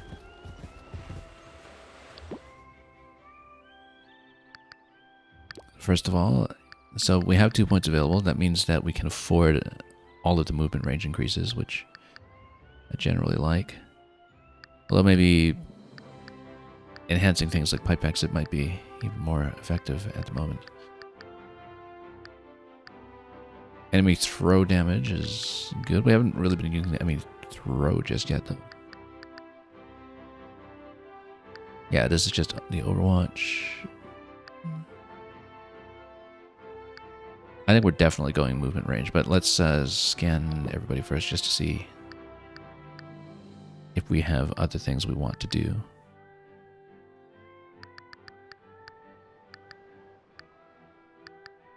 Yeah, because movement is just so useful in general.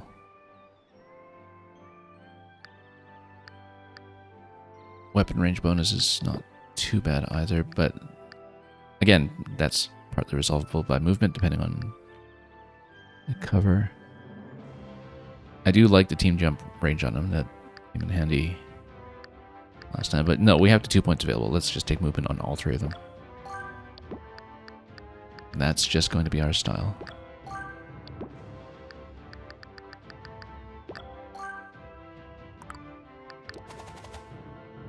Okay, now we have some cash.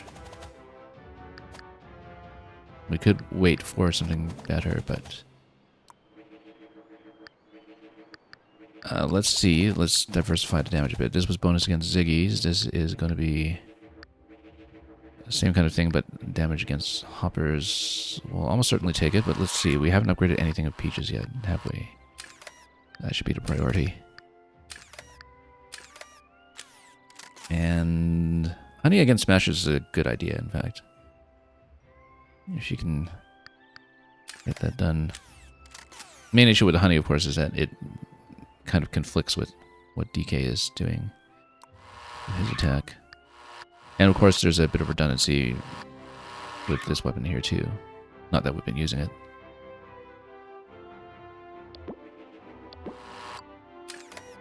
We don't really have a push interaction yet. But I'd rather have something a bit more reliable positionally. Let's just do this. And DK will get a secondary on him. I haven't used Cranky's secondary at all either yet. What do we say? Hoppers or Ziggies? What was this? Damage against Ziggies. Let's go Hoppers. Again, just to have options.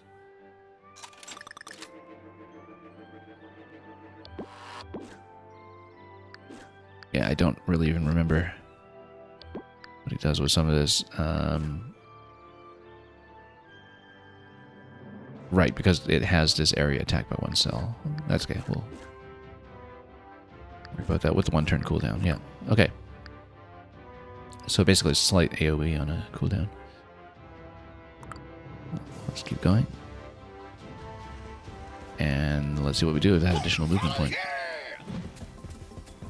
Destroy bad bananas. Bad Bananas, they may sound like an indie band, but it's actually the source of Rabbid Kong's newfound powers.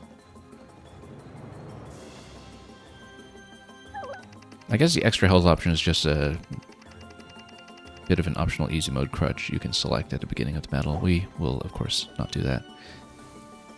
Destroy the bad bananas on sight.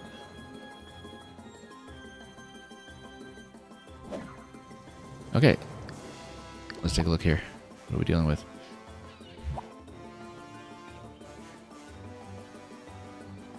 So we can burn things. So, okay, bad banana bundle. We need to just hit this for 150, and we can probably put a lot of burn damage on that.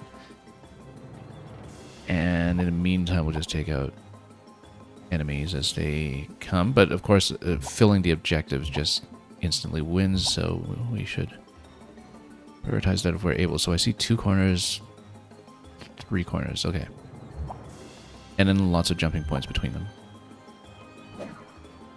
Oh, let's take a look at one more thing. So, yeah, tropical hoppers. What are these guys? Same. Okay. In that case, let's see if we can actually get in range to magnetize a few of these. 1, 2, 3, 4, 5, 6. DK can get around here, then he can pull both. He should be able to, because he can come up here and then pull over in this location. And just smash everything, perhaps. Let's see, I'm going to test out the movement first. It gets over here. Will that pull? 1, 2, 3, 4, 5, 6. Nah, not really. Even with my added range of movement. I guess because the pipe exit range is still a bit limited. Also, if you come over here, then that jumps all the way to this side. And you can hit something.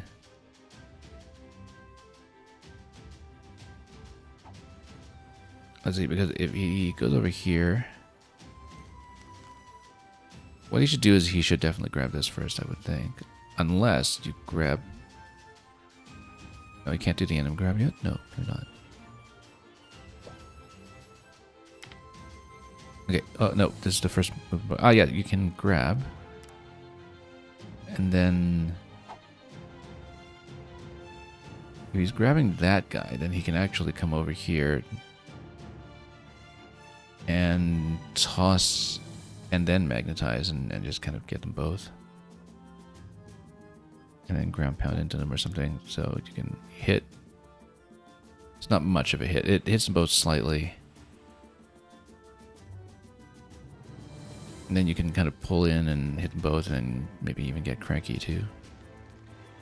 Follow up depending on how far Cranky can go. Let's check his movement. So Cranky can go anywhere around here, which means that he can jump into the AoE after that. So we should do something like that. We should pick up, run, get over here, and toss. No, but the range. 1, 2, 3, 4, 5, 6. It doesn't quite do it because the issue is that he's not within range to pull them back in.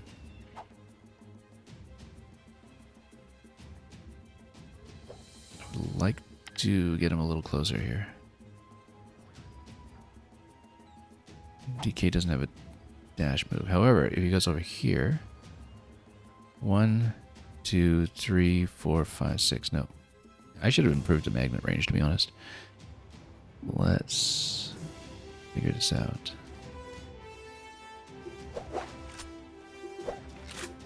Unless we could do some kind of push. No, we didn't have that.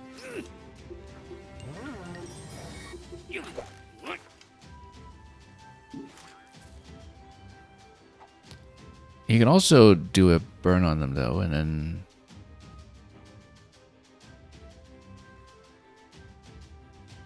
well, let's see, because Cranky can still do the area attack on them, I think. So let's try the pickup. Might as well just experiment a bit with this stuff. Anyone else over here? No. Yeah, because we want to kind of rush into this side. If we can. What if he's here? 1, 2, 3, 4, 5. Yeah, because then if you extend here, then you can go Problem is that Cranky can't get a jump if he's doing that. But maybe he doesn't need to because Cranky could potentially get a jump off Peach. So we'll go here. And that way we can actually magnetize. Depending on how the bounce goes on this attack. Let's just see it. We need to experiment. Oh, you can just climb up. Kind of shortcutting that. Okay, so we did that. That means Magnet is actually able to pull them both.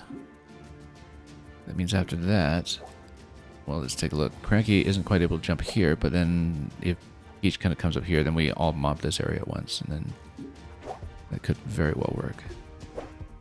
Particularly with the chaining effect on the banana ring.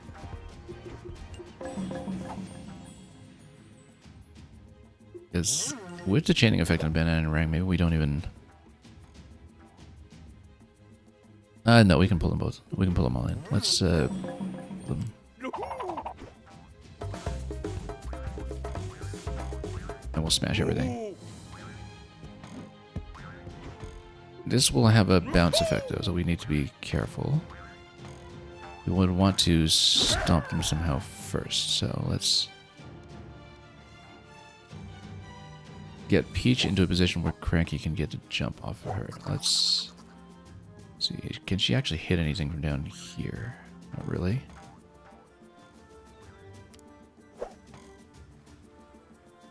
But she can fire at one of them, or perhaps even fire at the banana horde.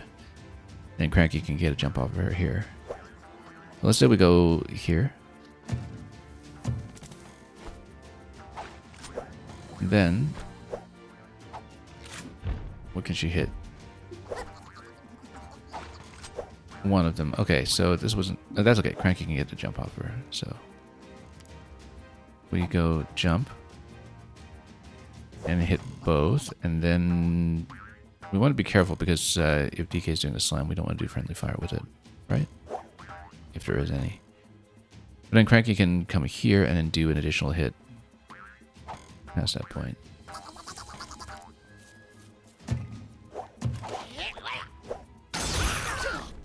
Oh, accidentally froze DK. Whoops. That's okay. We already used the magnet, so we don't care. What we'll do is we will try to kill both. And it will do a bit of friendly fire against Cranky, unfortunately. But and against Peach, for that matter. But that's okay. That's what the heal is for. We will, in fact, blow everybody up. And we don't care.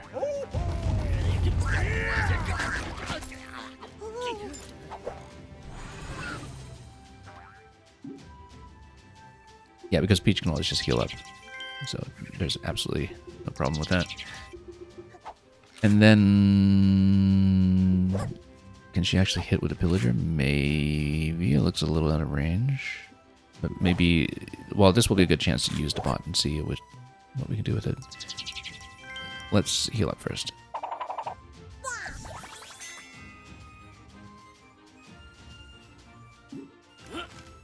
So Cranky can just hit directly, but it doesn't do very much.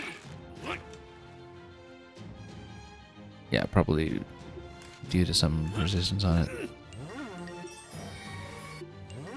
Now, is the Overwatch going to matter here? How far away is everybody else? Too far.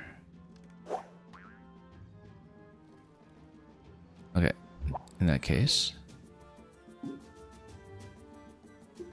let's send the bot over to see what we can do.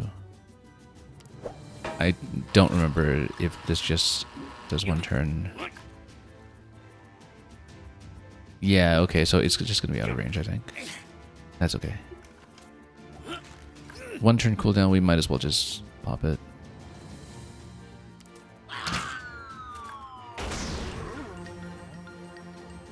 And then we're not going to waste the Overwatch this turn. Let's just... go enemy turn. Right, because I'm trying to remember if the bot is controllable by my next turn or if it just tries to home in. Okay, it actually does quite a bit. Great.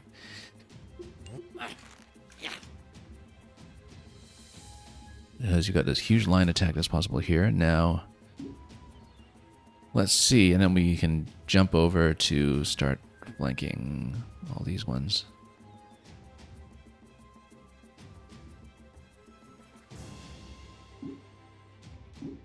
So somebody can take this out. Cranky's on cooldown.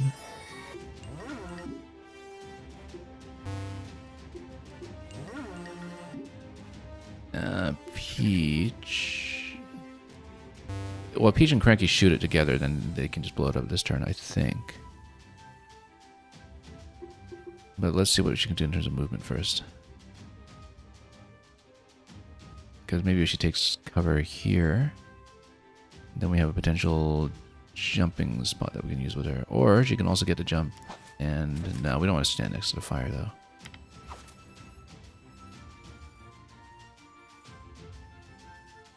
Let's just go here and then shoot.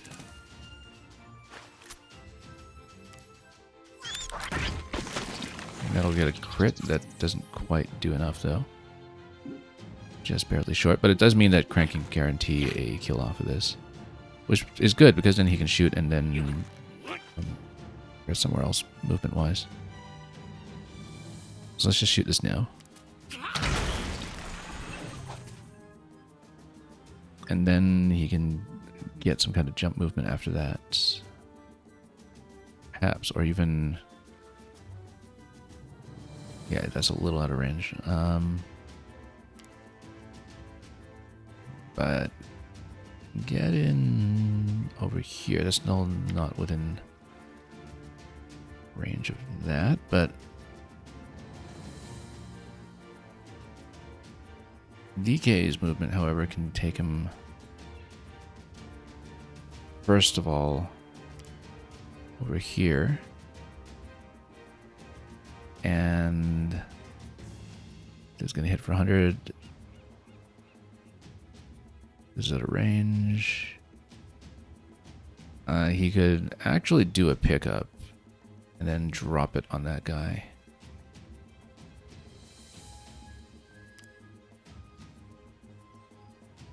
And keep bouncing around like over here. Then maybe at this point, oh, he's out of vision. I do want him to be in vision so he can actually hit. So what if he's here? No, that's out of range. Yeah, because then he can hit from this spot. Like this.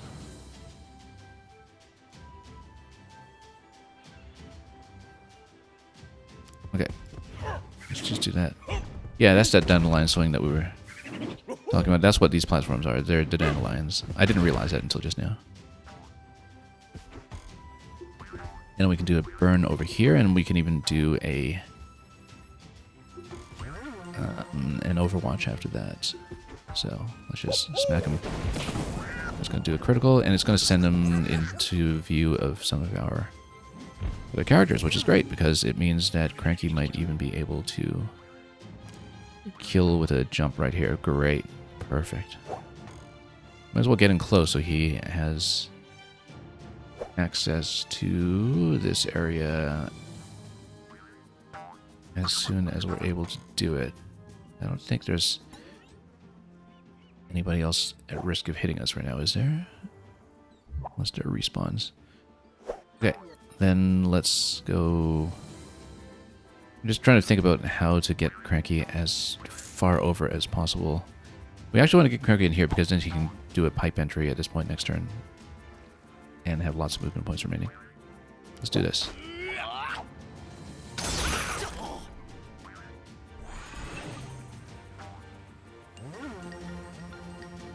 Okay, and we don't need to spend any of that. Donkey Kong at this point also will just stand there. And everybody's fine. Let's just pass the turn.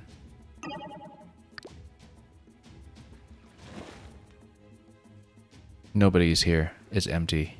So we can just pop the rest and we're done. But we want to get as much movement as we can while we do that. So let's go Peach just up here so we can get within range and hit.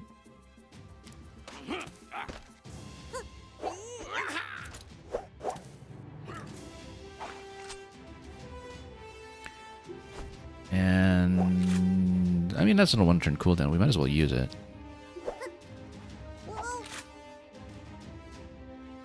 Just to hit as hard as possible.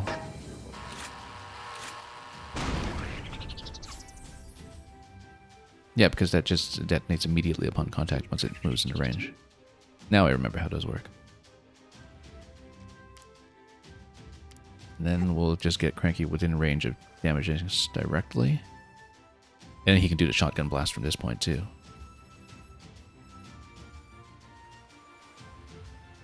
I think that'll work.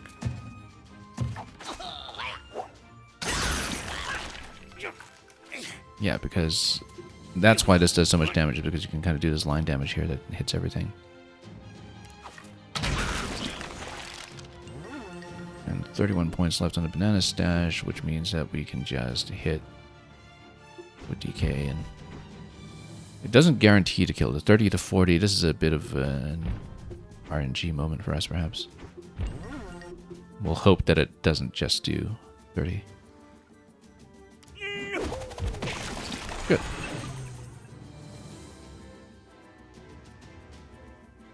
Okay. Oh, and there's somebody peeking its ears out next turn, so we'll maybe pick that up. And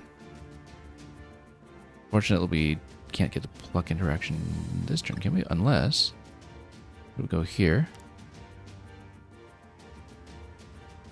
here, then we can pick this up. And then we get over here and even do a throw. So, can we throw on the other spawn point? We can. I don't know if that actually does anything, though.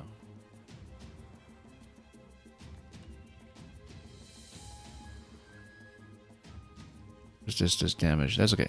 We'll actually try it. We'll throw it on the other spawn point and see what happens.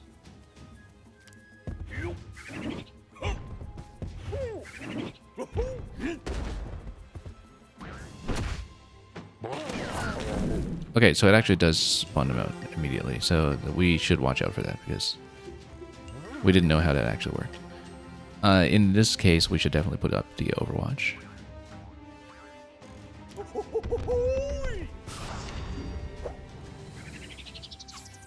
And we have this available on him as well. We absolutely should do it.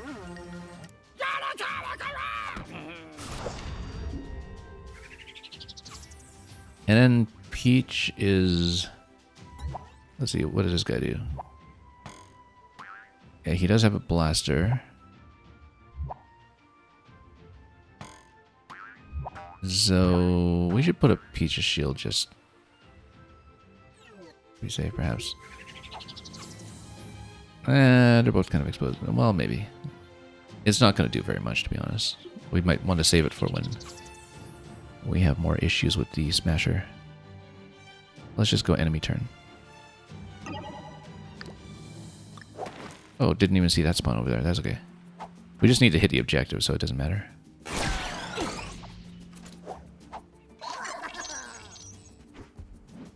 We can put shield.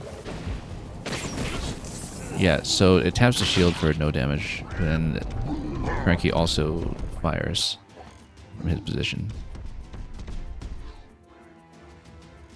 Yeah, so Ink blocks the main attack. And Ice seems to block the specials.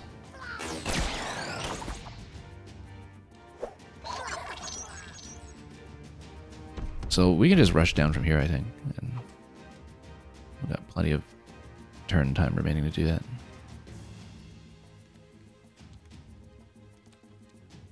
Again, Rabbid Peach also has the ability to come over here and swing over and really point blank this guy. So let's see the cooldowns on DK. DK can do quite a bit.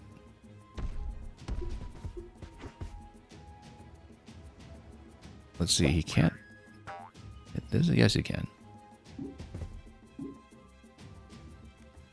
Cranky should get into a position where he can actually do the jump and stomp. Which means that Peach should actually... Well, let's take a look at her movement. Let's see what she can do. Oh, she can't do the swing. This is DK only. Yeah, okay, yeah. Because DK can do the dandelion swing and nobody else can. That's fine.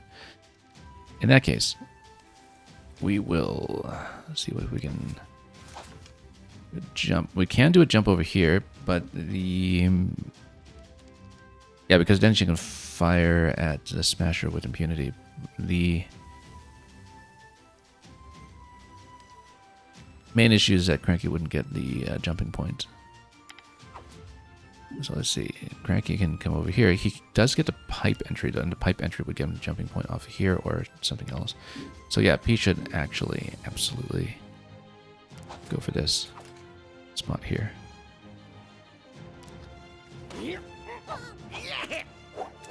And start blasting. This does quite a lot, in fact. Oh, because she's got a smasher advantage on it. Yeah, so let's just do it.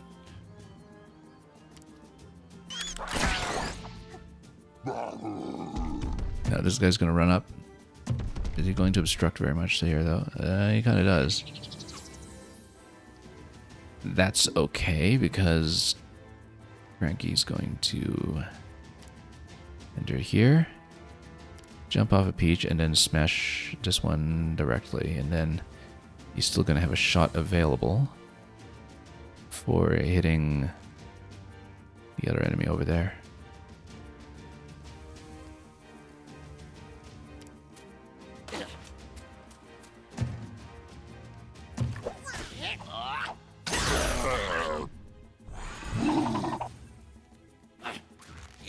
Yeah, because then he can just smoke this guy. I say we attack with DK first just to see how much damage we're dealing with, unless we have a crit that's available. Yeah, we don't really have a type advantage against this guy, so... However, with Cranky, the thing is that this is the only target he can hit, whereas DK can hit both targets. So it makes more sense for Cranky to try to drop this. And let's just go barrel of fun.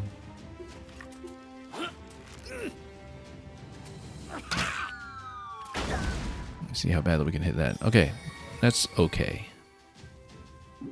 The thing about DK is that, yeah, he can hit this, or he can hit the main target. Oh, he can do that, but it's better to just get rid of this guy now, I think, and then we'll burn down the main target next turn.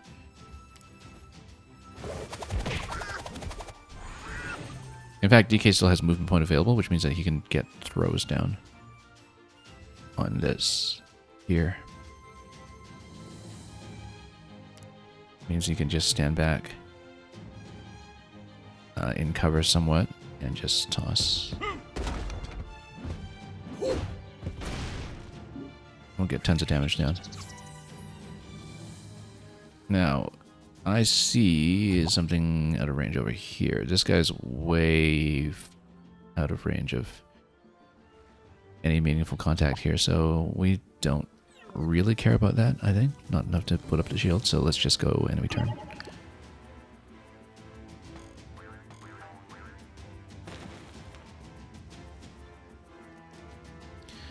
Okay. At this point, we just burn down a target, I think. And yeah, so DK can just grab, then come here and smash.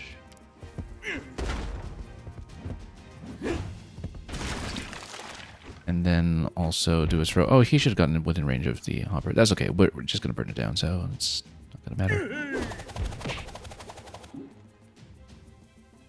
Cranky can then jump and hit this way.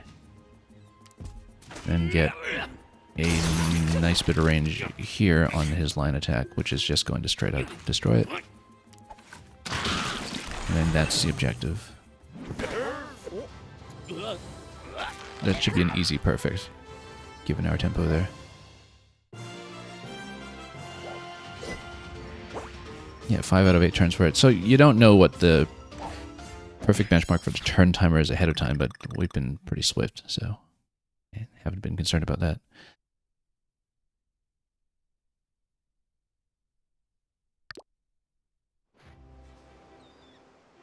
Okay, let's continue. Still no sign of any puzzle pieces. But again, I don't know if there's much to explore here on the play spaces yet. Yeah, important to know that the dandelion gems are in fact DK only. I mean, that was something that should have been obvious to me from the interface, but sometimes we don't pay enough attention to these things. Okay, another little overworld collection puzzle here. Let's see what we can do with these blocks. I mean, we really just need to jam something here, right? And yeah, because what we can do is we push this over, run around, push the other one, and then we've got our passage.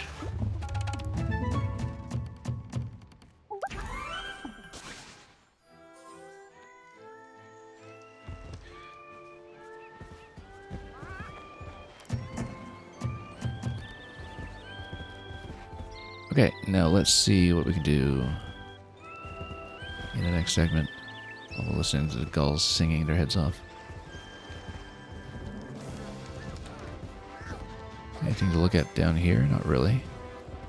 Oh, puzzle piece, finally. I wonder how many other ones like that I've just missed dangling around the open world. I didn't quite know what that would look like as a collectible, so in terms of how it would be stored. You could really use a training montage right about now, yeah.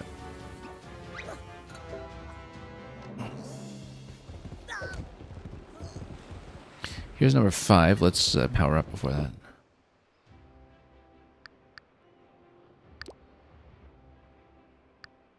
So, what do we got here? Throw range. What do we say we wanted? Groove range. Yeah, groove range for sure, I think, because we've been trying a few things here. I mean, in general, movement is great.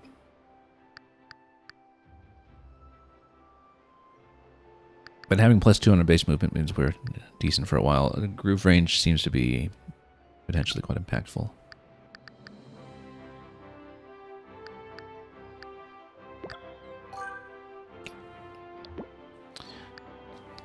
As for Rabbid Peach,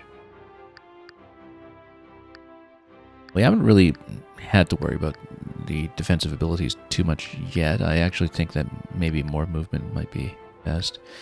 We've been doing a bit of the team jump on her. Dash also, well, it would be within her movement range, but let's probably just extend the range of the jump, I would think.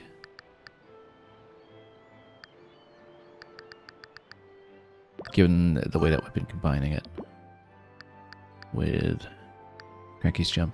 Having cleansing abilities on all 3 characters is obviously going to be quite beneficial as well.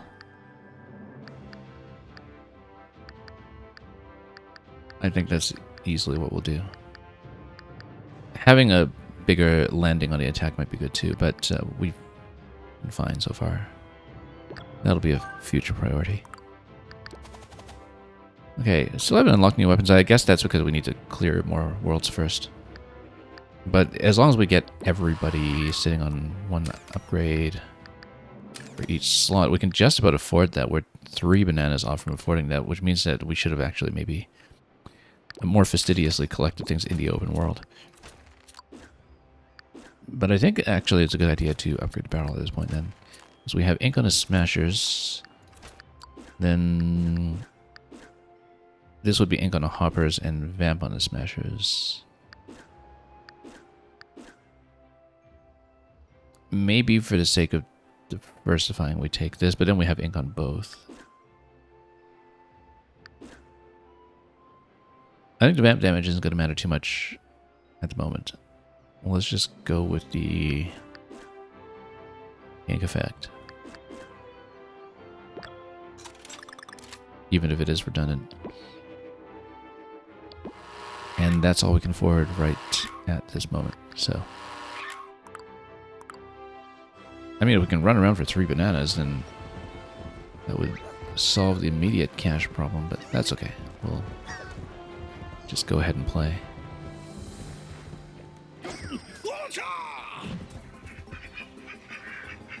Okay, reach area. I don't remember. Do we need to hit the target of one character or 3 characters? I actually don't even know.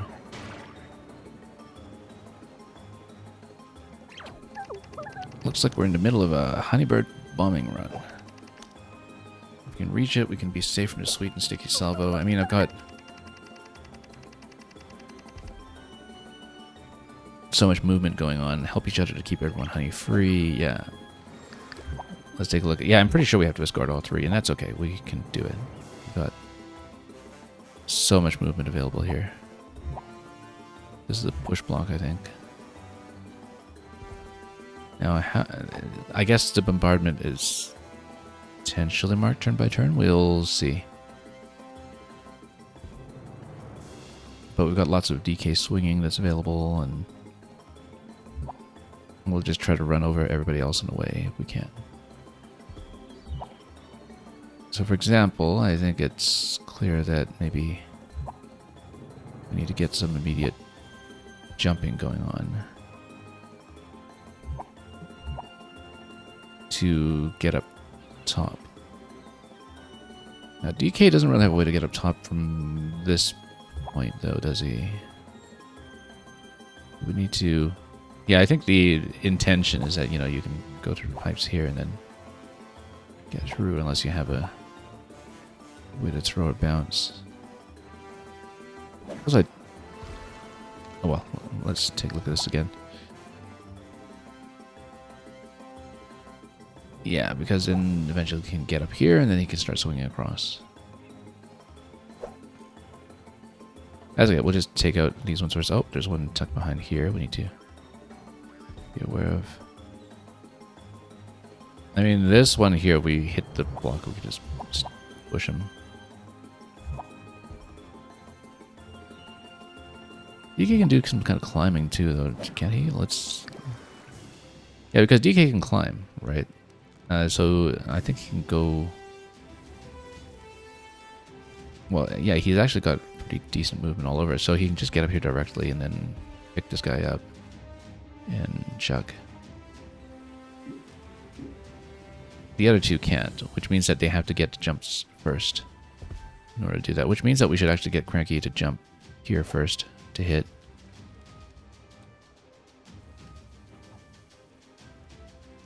Less.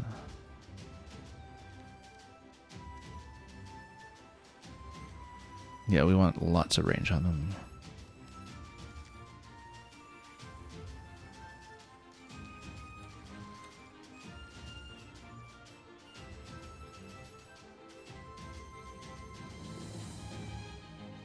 I'm just trying to think about whether we can get him any further, like if we send DK forward first, but no, I think we'll drop him here.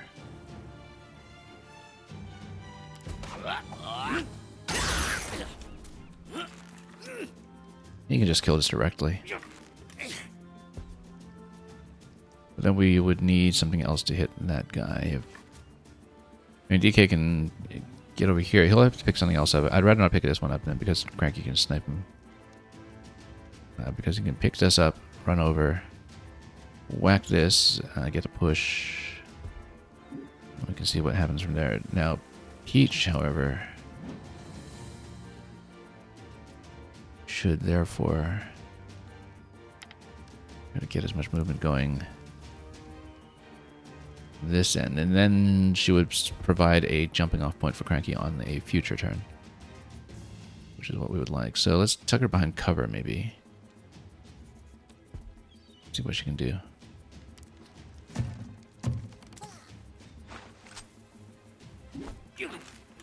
Yeah, Cranky's just gonna kill that. So DK is going to climb, pick up, jump, get over here, and then throw. And then this is going to get a push interaction here.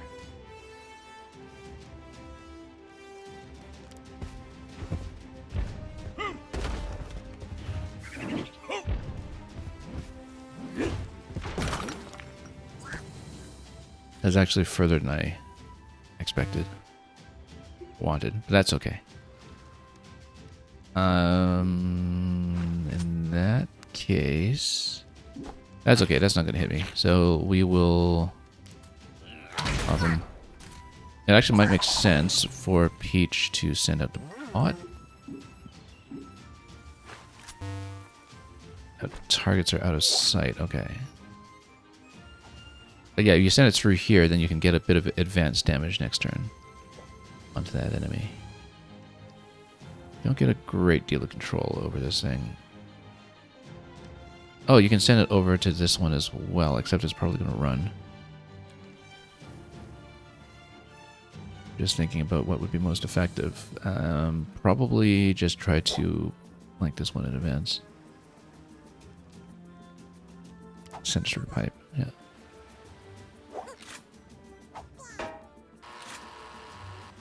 Yeah, it has a certain hit point pool, doesn't it? And, oh, it will in fact damage.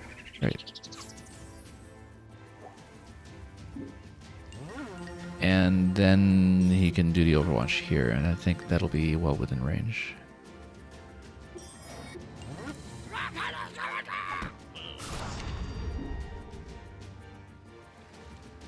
And then Donkey Kong can just hold position here. Unless we're likely to... Yeah, we're not going to get within range of the other Overwatch, so let's just stay put.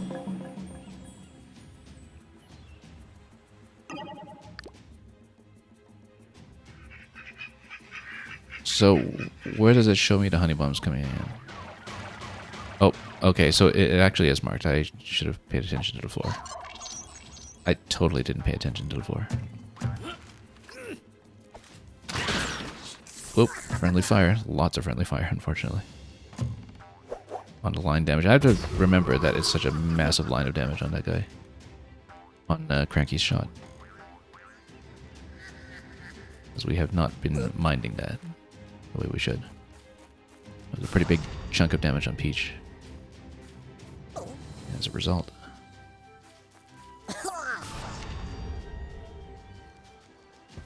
Okay, so we've got a couple of effects going on all over the place. That's fine. We'll just see what we can do. If DK can get over here, he can get a big magnetize over. I mean, you don't even pick this guy up and then throw him. Oh, except his movement is stuck, isn't it? Unless I get something to cleanse. Cranky's not going to be able to reach here, though. And Peach can't shoot anything. However, Cranky can jump on Peach to cleanse her. And then we can try to get over here to see if we can stop anything. Not really. Not in terms of damage, but then when we're in this position,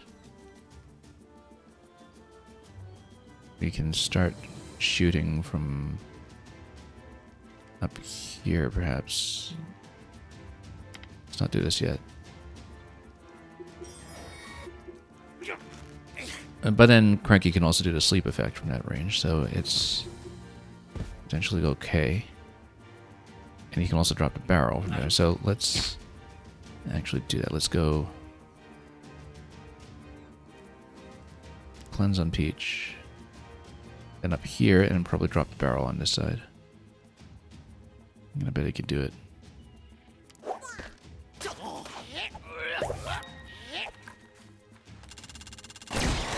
Oh, what an Overwatch shot over there. That's unfortunate. It kills his special.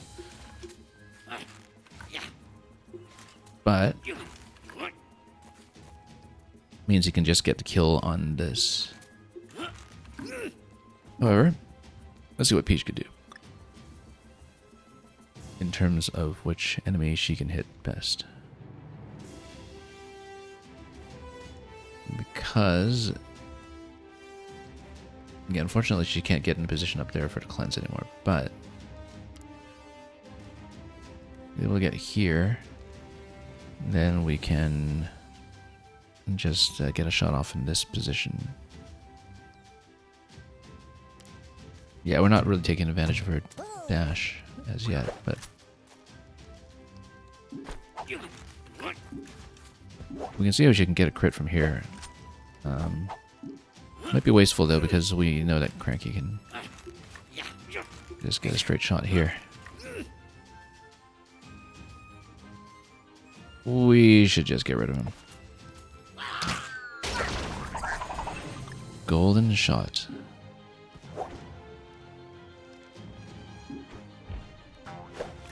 Oh, I totally didn't see this guy. That was maybe not wise, but we can put her shield up this turn. Yeah, we'll do that. We'll just put her shield up. We'll do that when the time comes. Now, DK, he has no movement, so let's see what he can do. This is just going to straight up kill, so we will do that. Yeah, because he's in honey right now, that's the issue. From the honey bomb, and so he's a little bit stuck. And I'll need somebody to maybe come up and recover him, because he might stay stuck just from honey continuing to drop on that spot every turn. We completely forgot to check for the honey spots, by the way, again, and I bet Peach this turn is going to get nuked. Actually, everybody's going to get nuked. Everybody's just going to get stuck because they weren't paying attention. That's okay. We will... We'll see what we can do. Let's, see, nobody's within Overwatch range. So, yeah, I completely forgot to watch the floor. This could be a problem, depending on how much more stuck we can be. Shield up on Peach, then. For sure. And let's go.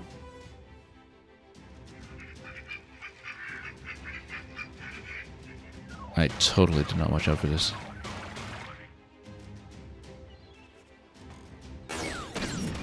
Oh, well, okay, being bounced out of it is fine, because in some sense that gets me movement.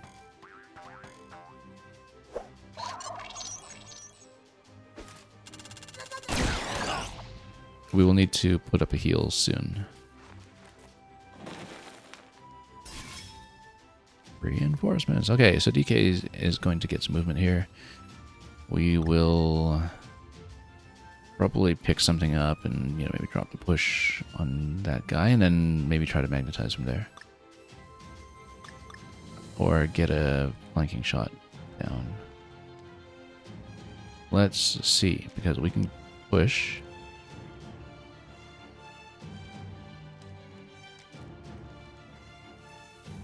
And where can we go from the pickup? We can actually get quite a good bit of movement here. But let's think about this, because ideally we... But this is Cranky up here. He can be cleansed of the honey if I have some movement on Peach. But she can't get up here. However, if DK comes over here and picks up Cranky, I think that actually can clear the effect. So what do we pick up? And then we actually want to step down here to throw, because then Cranky can get a jump and chain forward. And also so DK can magnetize everybody over here. So we just put him right in the open. Can we get a shield break on that? I'm not sure we can. And then just, I can't quite see if that actually damages Cranky if we throw him on an enemy. I don't think it does, but we'll test it out. We're going to try this. Just to see what happens.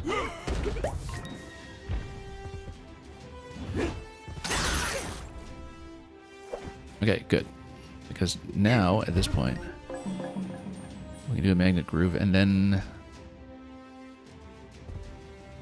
pull in. Somebody needs to break the shield, so probably we'll just get Peach to come over here and jump in and flank. Flank from high ground, maybe.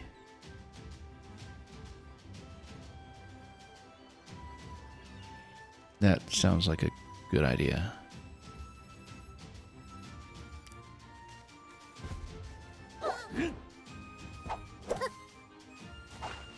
We should have thought about the healing range on her, but that's okay. She can hit that, but I think it's better to hit for her to hit the shield. And just try to tap it. I don't remember quite how the shields work, if they just consistently block one shot or something.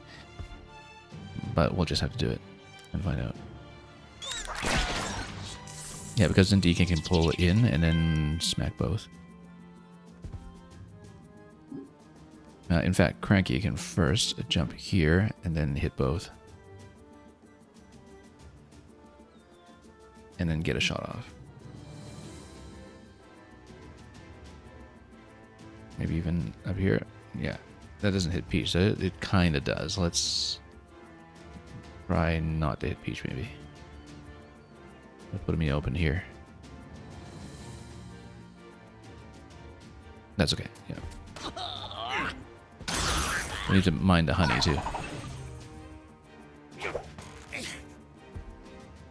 And then he can just get one big shot off here, and then DK can probably finish there.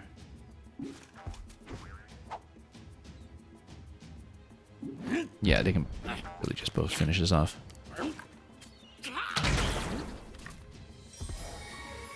DK can guarantee the kill here. Good.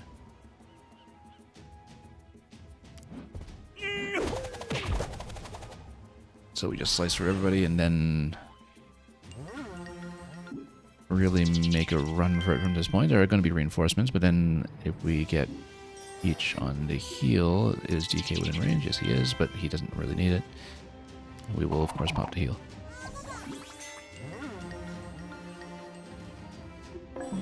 And yeah, nobody else is within range right now. There's some ears popping out over here, but Tropical Hopper, you can see it spawning. I don't know if we're being flanked by anybody, but I think we're mostly clear, so.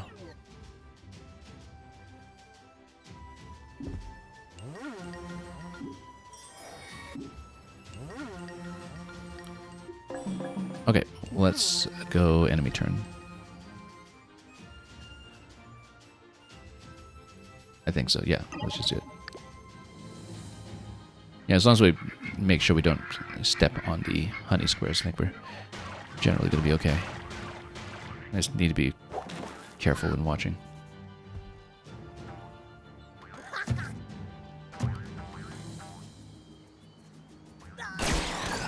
Okay, so they do actually fire a shot on spawn, which I hadn't thought about. Well, good thing we healed up then, because otherwise that would have been the enemy right there. Yeah, so we actually do need to watch out for that. I've thought they didn't, but I was wrong. It makes sense to throw a Peach and get over there. However, it makes more sense with Cranky to get some kind of movement on him. It makes sense to throw Cranky, because then you can actually bring him up to this level.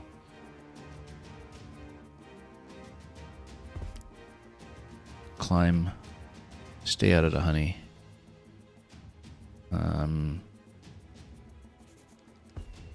We don't need to jump to that side. Let's get over here. And we just toss Cranky up to shield. Can we? We can't. But we can kind of do a shield break this way. That is within impact. In fact, it's better to do this, and then Cranky's not going to stay there, so he won't stay in the honey. It'll get a shield break and also hit the other one down there.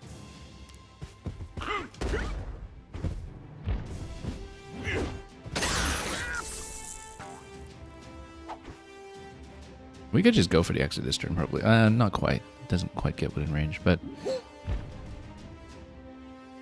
we can go for a dash through this guy. And I wonder if on the pipe exit we get much movement. No, not really. But we can double dash through here. And then get over here and pop that guy at close range. Or get over here so we can get a good chance of moving to the exit next turn. By the way, here is better because then we're not in range of AoE effects that we might be launching at just a moment.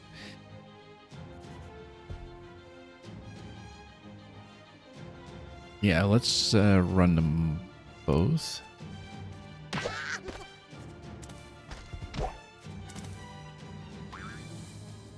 Can Peach do anything here? She can. We'll probably do something like that in just a moment. Let's just see what we have here first. Cranky can just also kill that. And should maybe just do that because then he still has movement available. He should just do it. Big high ground advantage on that. It also means that if he jumps off a DK, he can get within range to hit over here.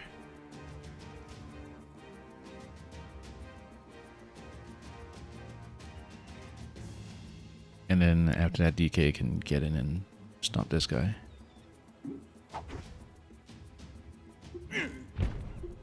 Yeah, Cranky should just get over here and get as far as he can just to have lots of movement available next turn.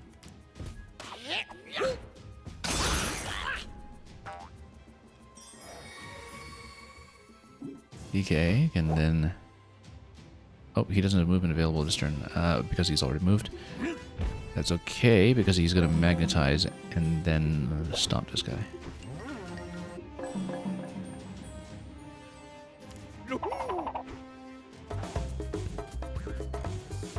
And we should be able to finish on the next move.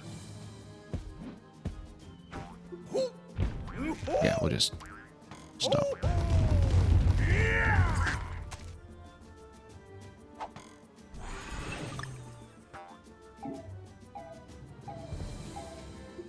Not exactly sure what a golden shot is. But anyway, we don't have anything else we need to do. Targets out of range. What targets? We don't have any targets. Do we? I mean, usually it has something that shows you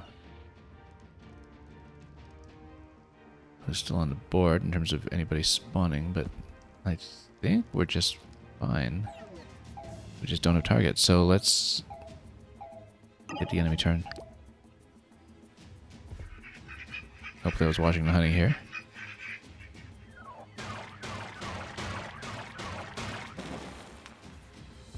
And we should just be able to exit. Depending on DK's movement. Yeah, oh, I see. So you got these ones here. Would be nice to pluck one of them out, but we're a little far, actually. I can't remember. Can you actually camp on top of the spawns? I don't think you can.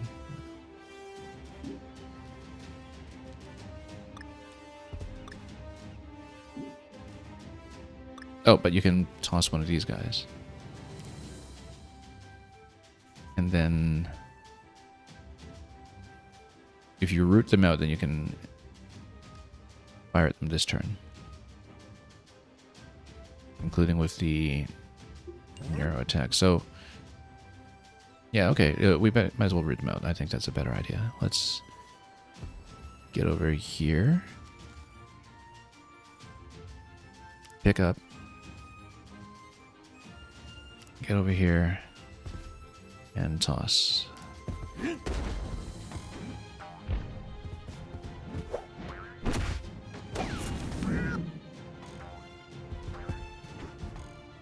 Yeah, because then what can happen is we can have Cranky come down and jump. And just AoE them both. And then do a line attack to blast them. This is going to hit DK a little bit too, but that's okay. Hopefully. Except give me a bit of a tropical freeze here. And regardless, the line attack actually isn't going to hit enough. Oops. but Cow Goes Boom will hit by a bit. We'd be kind of rolling for probability here, whether it actually is going to hit for full damage, but we'll try it. And we'll get both. Great.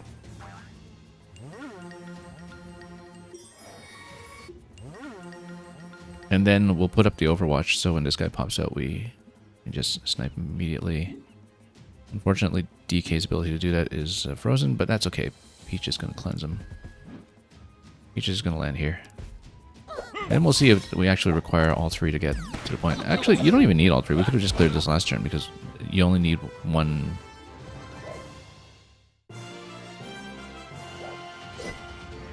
teammate to arrive. So we weren't sure about that. I would have remembered that, I think, from the original had we not last played the original campaign 8 years ago. But yeah, we could have just gone for the clear much earlier then, given the movement options we had.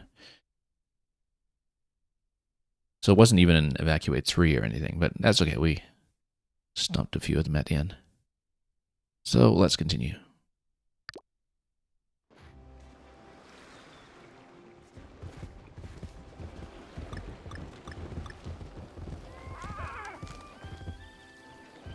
And see what we can do here. We've got so much more to collect in terms of puzzle pieces. I don't really have a good sense of the scale of this adventure. We did get to review the world browser for it, as it were, and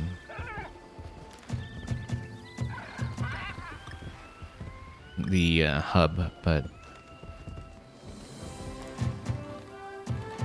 I don't have a sense of how many chapters we're looking at.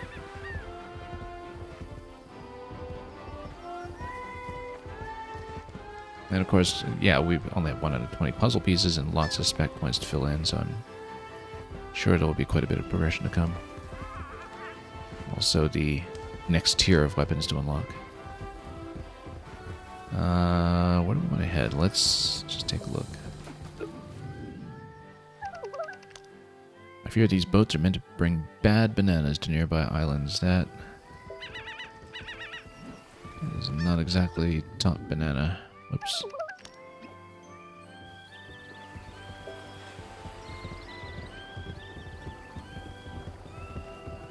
So yeah, we checked that point up top.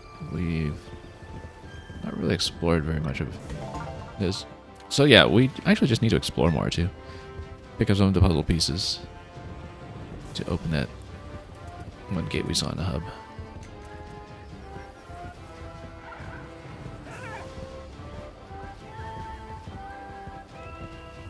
So arrow kind of gives you the main quest in terms of where to go. Before we hit the next entry flag, though, we'll remember to plug in some upgrades.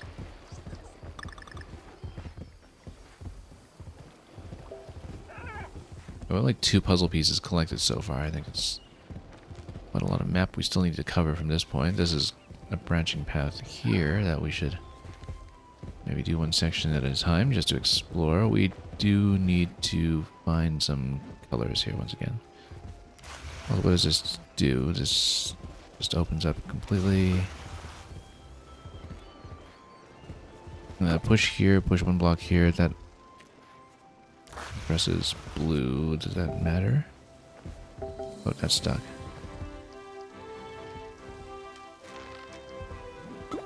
Okay, oh right, because we need to have 2 blocks here to finish this area. That's understandable. Here's the other one. Once we get a chance to actually do something with it. That just creates a stopping point for this block. Although maybe opening everything up here is probably part of the required progression just to open up other switches. We want to, at this point, maybe lower that block.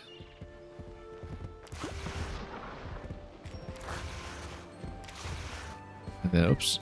I didn't think about that. Let's see. So this is only going to go back and forth here unless we push this way. Yeah, eventually we'll want it to land on top here, but right now we want something on top of the red and purple switches.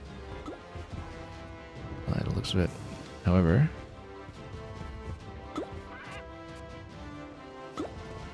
yeah, these blocks blend in so well. That's the other thing. So this raises. Okay, that's fine. What we can do is this stops at purple, so which means that we can do some repositioning on this side. Also means that we can start to put up some blocking pieces here. Oh, whoops. No, didn't mean to do that. Hang on. Wanted to see if we can push on top here. That raises his platform. And then, yeah, we need to raise everything else too. Presumably, yeah, this will be what we're looking for. Let's send this over, perhaps.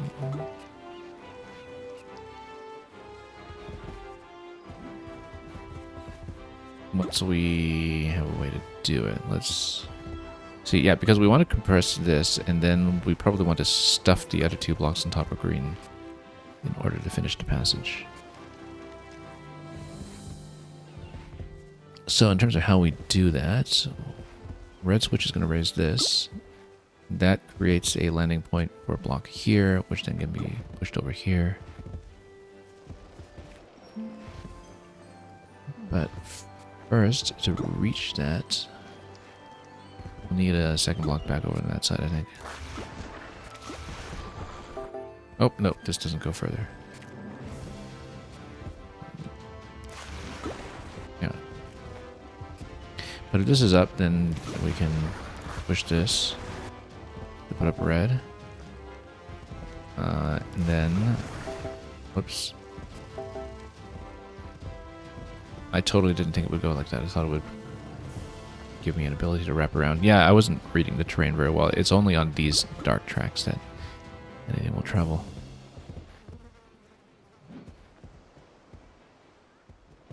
But now having put this up,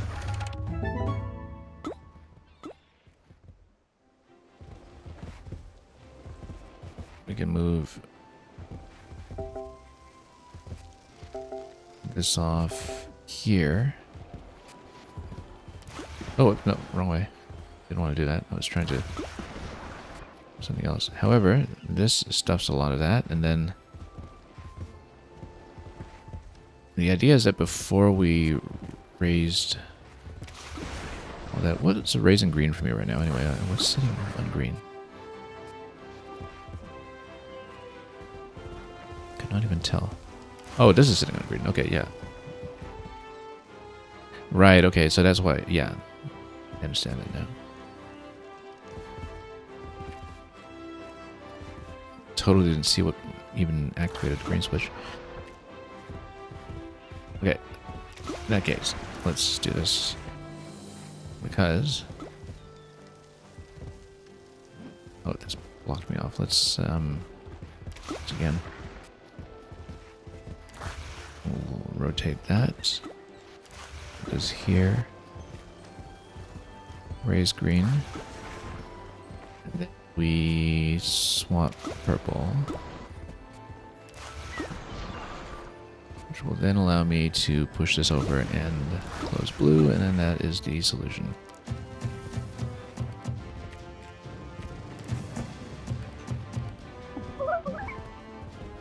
Also, did I see more puzzle pieces down there? I think I did.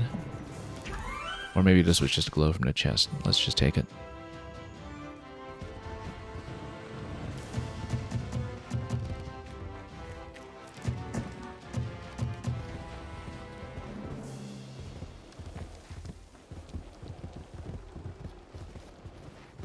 Alright, that side is done.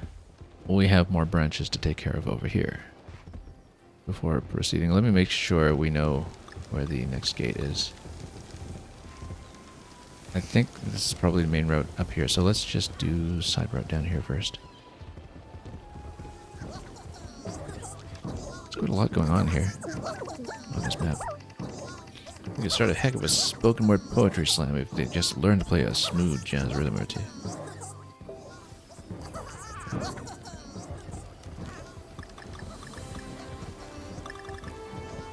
very tempted to get into a more pedantic technical discussion of what exactly is meant by smooth jazz as opposed to auto jazz, but that's okay in the context of, you know, spoken word accompaniment. But no, we will avoid that temptation. We will avoid that completely. There's a massive DK barrel over here. What even is over here? Tower. A tower with this huge barrel. Okay, no, it's just a lighthouse. But it's a lighthouse with a puzzle piece.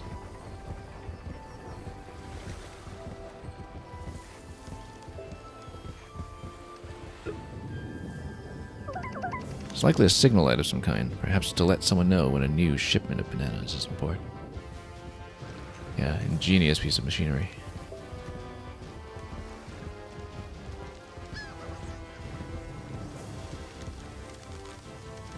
So yeah, we have another switching segment over here, another block puzzle. We might as well look at that while we can still see where it is.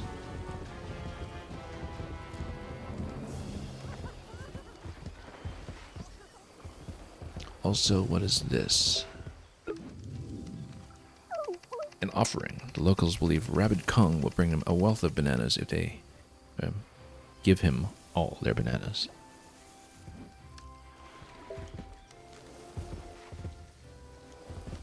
Yeah, that's how ritualistic offerings typically work. Okay, now, so we want to hit either one of these switches. That seems to activate this, and then we would need to activate a green switch in order to progress to the next button. However, I see, because this raises and lowers, so we get that block off of that side. And then this allows us to piece together the bridge segment by segment until, of course, we lower that third part. So this is red and blue. That means we just slide this one over. And we have one out of one in the middle to sort out. This switch over here is going to be, I can't even see what color, blue and yellow. Okay, no, that's fine. That's an easy push. And then we just get this off blue, right? And then we're pretty much set from there.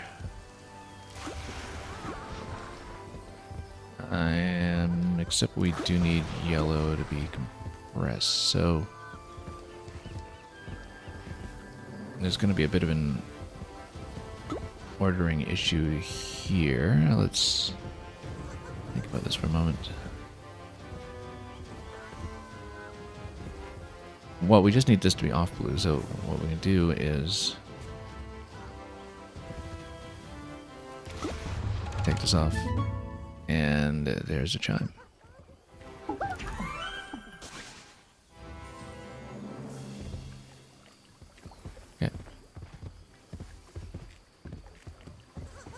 Now, is this block puzzle area continuing somewhere, or is it a dead end? It does seem to continue over here. I am quite lost in some sense spatially, but that's okay. We'll walk back.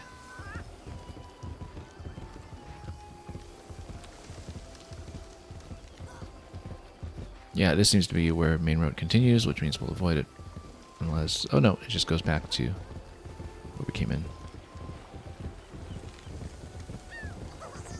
Yeah, arrow tells you to proceed that way. Now, let's see if we missed anything else along the way here. I thought I saw somewhere else to dip down earlier. This was the lighthouse. That's not it.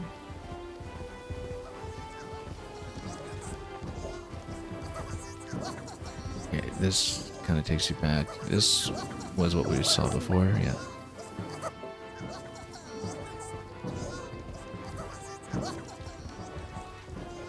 And this was just where we got a puzzle piece before, right? Yeah.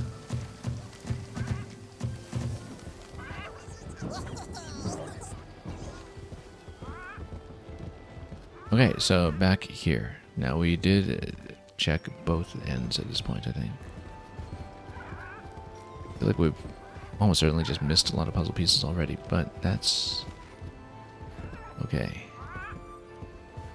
So yeah, we did this earlier. I'm just checking to make sure there's nothing else I passed in this segment.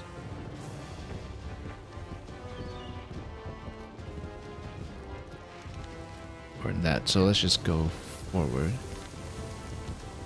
Yeah, because this allows you to dip down. Barrel cannon down here. A puzzle piece, first of all. 5 out of 20.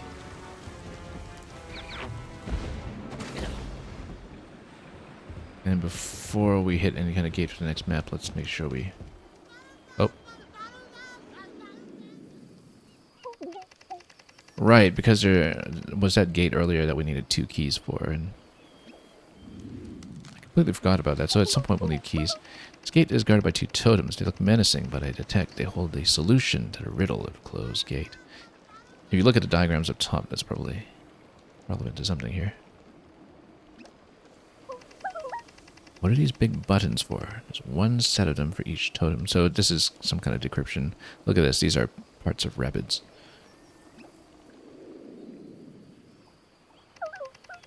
Can't entirely make out what the symbols on these panels mean. Yeah, it's some kind of ordering constraint puzzle. We just need to decipher it. They speak to some kind of balance between what should be done and what shouldn't.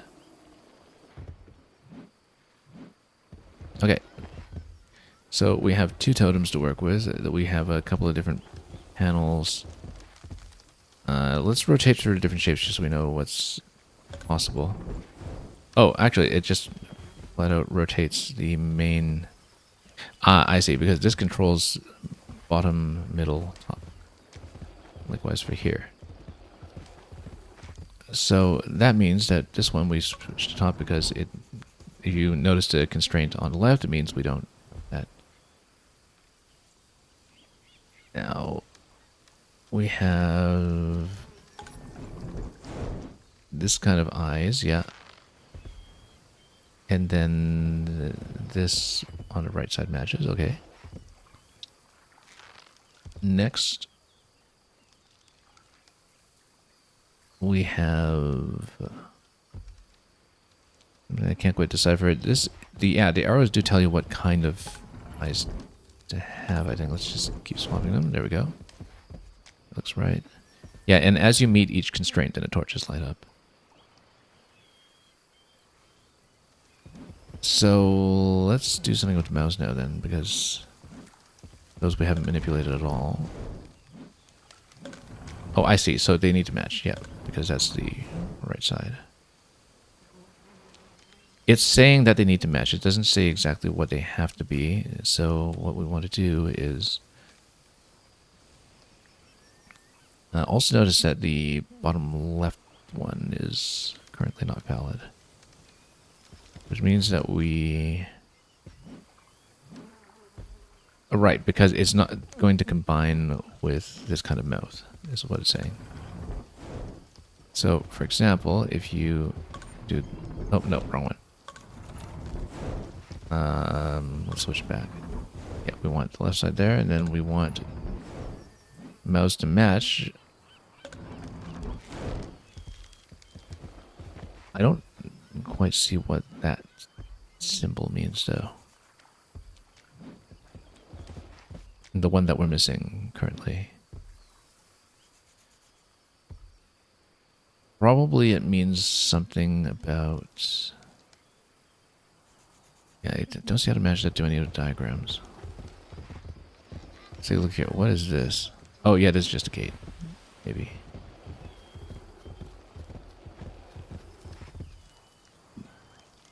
But there are different kinds of mouths that are possible, so let's try to match this one instead, because... Nope. Yeah, so they have to match on either side. Ah, it's telling me which combinations aren't possible. So the third one from the left tells me this combination is not possible. Okay, but there's probably some kind of full rotation that we need to do on the whole thing then to meet that condition, because I guess it's telling me that there's some kind of pattern. Let's see, because I can't seem to match that to anything else. We need to rotate this just to see what else is here. Oh, there we go. Yeah, you need one head that's showing that at some point. I didn't do a full rotation to see the different patterns on the heads, so on the ears rather. Boy, that was easy. And then we need to do the negative of that. That means no fire. That means we need to do the opposite. That means we need to try to meet every condition that we previously didn't meet. So first of all, let's try to turn the negations into positives, which means that we should do this.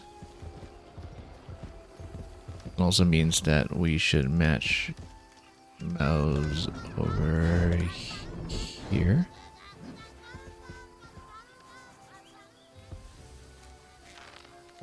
However, we need to do it on the other side in order to match the remaining flame, so we need to just swap these straight up. Yeah, we just need to swap them. Okay.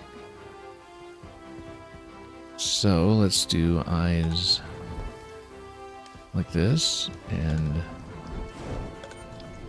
do this configuration, and then we'll swap these ones here. With the mouse. Matching the mask. There we go. Yeah, pretty simple once you know what to look for. That's some kind of bonus. Interesting. Ooh. The whole secret area. Very interesting. It's rather more substantial than I realized. Oh, it's timed, okay. 44, okay. So I guess we just need to interact with everything here. There's a diagram there.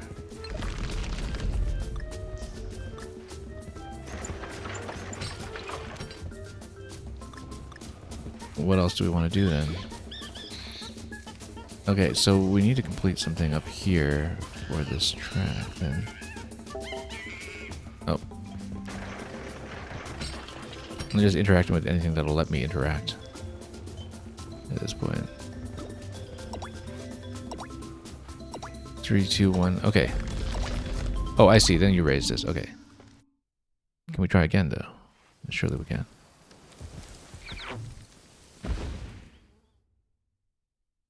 I didn't quite understand what was going on at first, but then, yeah, we need to basically hit switches until we create the platform to go up. And the idea is that we raise tracks to escort the barrel all the way to the banana symbol at the top, it seems. I just hadn't really worked out the system for this at all. Okay, you raise it level by level. Raise that track. And then you move this to land at that point. And then after that we're able to activate. And then also send this over.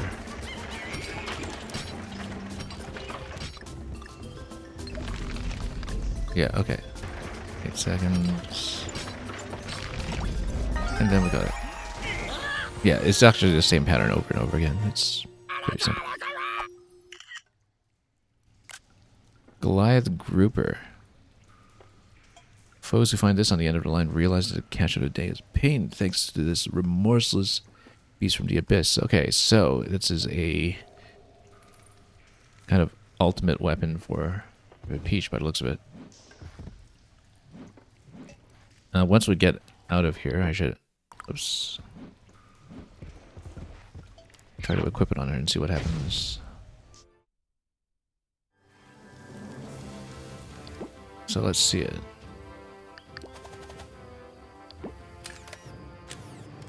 So, yeah, there we go.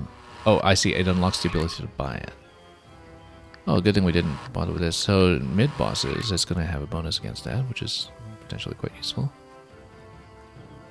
And it's going to be push-based, which is also what we were hoping for, I guess. We'll definitely grab that. Yeah, so pretty substantial unlock there. We now, I think, have an upgrade, at least one upgrade on everybody, so we can save cash for now. And of course, we'll plug in a skill point before the next map, but at the moment, we'll come back. So yeah, I feel like we're going to get to a mid-boss gate pretty soon here. It's just that we might not have explored very thoroughly. Look at that rabbit on a boat over there.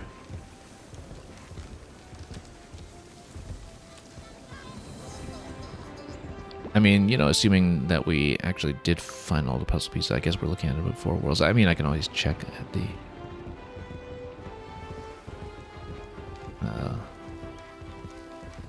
hub once we finish whatever's next.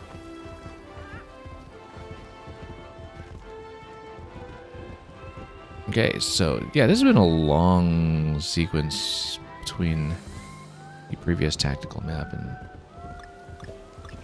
whichever one comes next. It's like they bunched up a whole bunch of the overworld activities together in one place.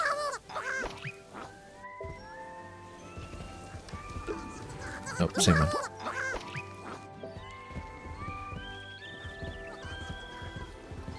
So let's see what else there is to collect around here. There is a pipe this way. That's going to roll me all the way over here. Interesting. Oh, and we get another block puzzle. Great. Yeah, all the block puzzles just got bunched up together. It seems. Okay. So we need to hit each of the switches, which means we're going to do blue and green first. Oh, whoops, wrong way. That's not what I wanted to hit at all.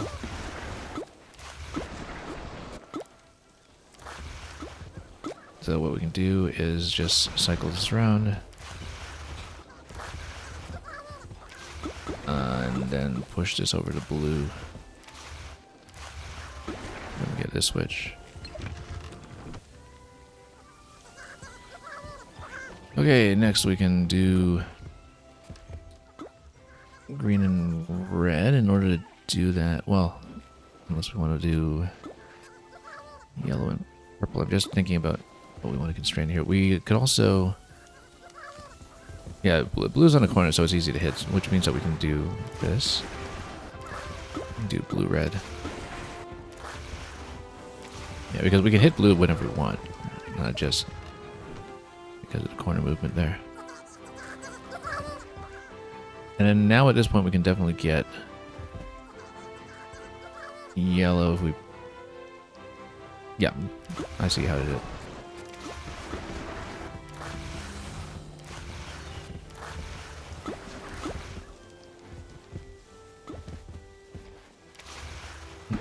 The Sokoban segment, as it were. Alright, which one have we not pressed? We got both of the ones with blue. We need the green, red at this point, which is the same kind of pattern, really. Where we... I'm trying to stuff one here.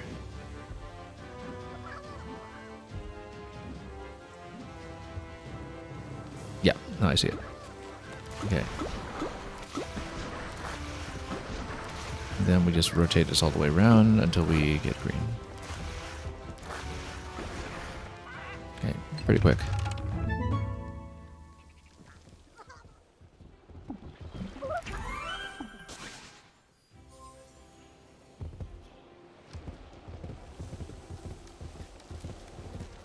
Alright, now we need to figure out how to get out of here.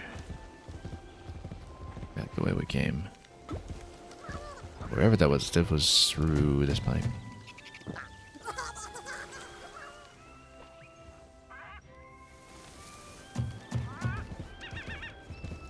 Okay. Are we at the next tactical map yet? Yes, and it looks like it's a mid-boss. So let's get our skills up. Now, what would we like to do? Throwing range isn't too bad. We haven't really gone for high ground advantages yet. Attack power, it might generally be good. Particularly for boss, we want to maybe prioritize burning it down as quickly as we can. The heal might be a little more critical here, depending on the incoming damage, I guess.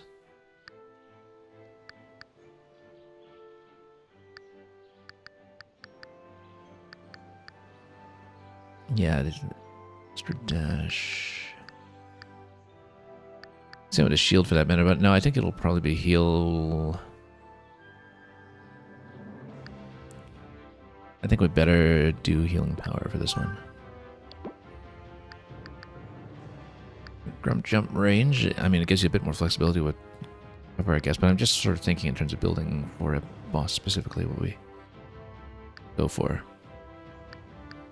It's not going to be the sleep effect, I really doubt it. Weapon range bonus.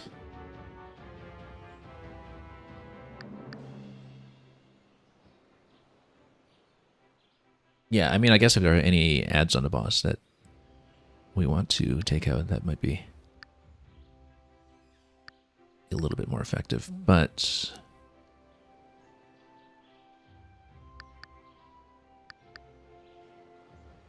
yeah, the Overwatch might be good here too.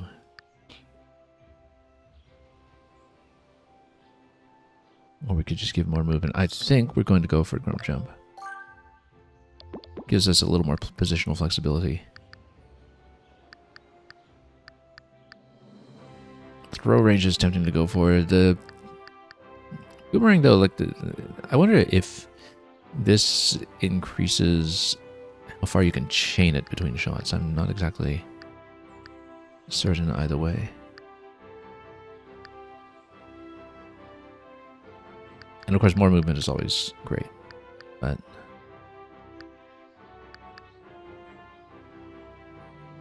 let's see here.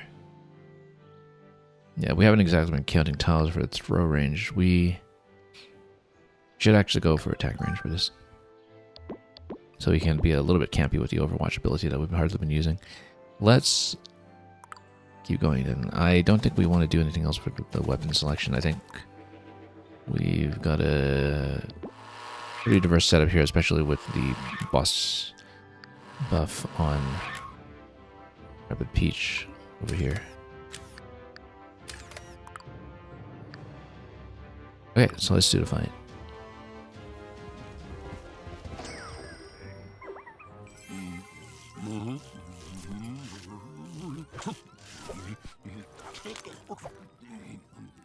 So who's chowing down on the marshmallows here?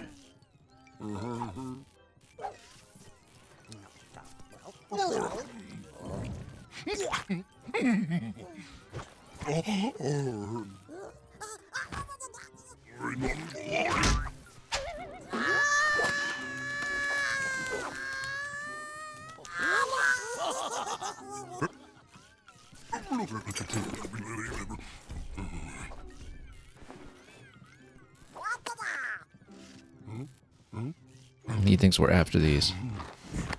And he would be wrong, but he would know better, so I think he wants to fight. It's kind of like a hammerhead shark headdress in this one. Almost.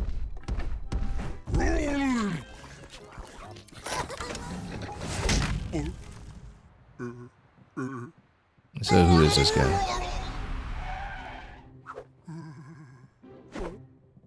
Who realizes he can run but not hide. So this is Side Eye. Stand off fish, scaredy cat. Okay, Side Eye. Let's see what we can do here.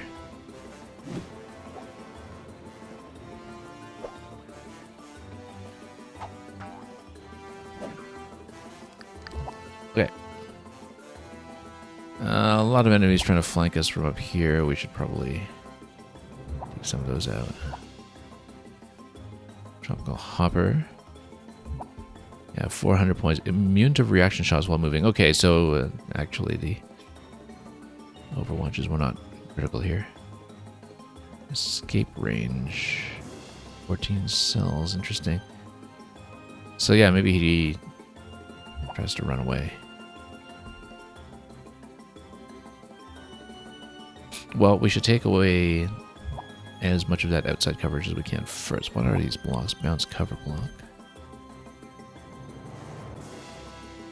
Alright, let's take out what we can.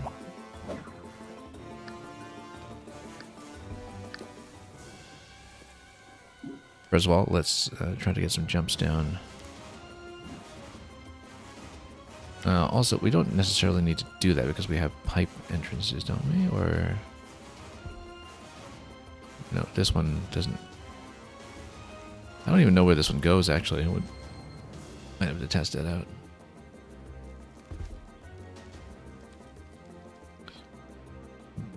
But what we'll do is...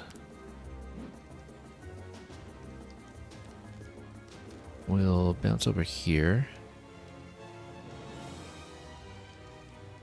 And just try to take some of these out immediately. See if actually Cranky can solo one of them. Before we hit anything else.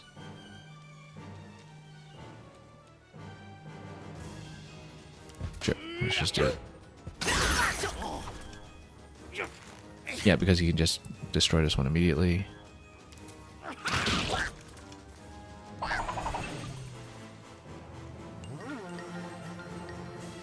And then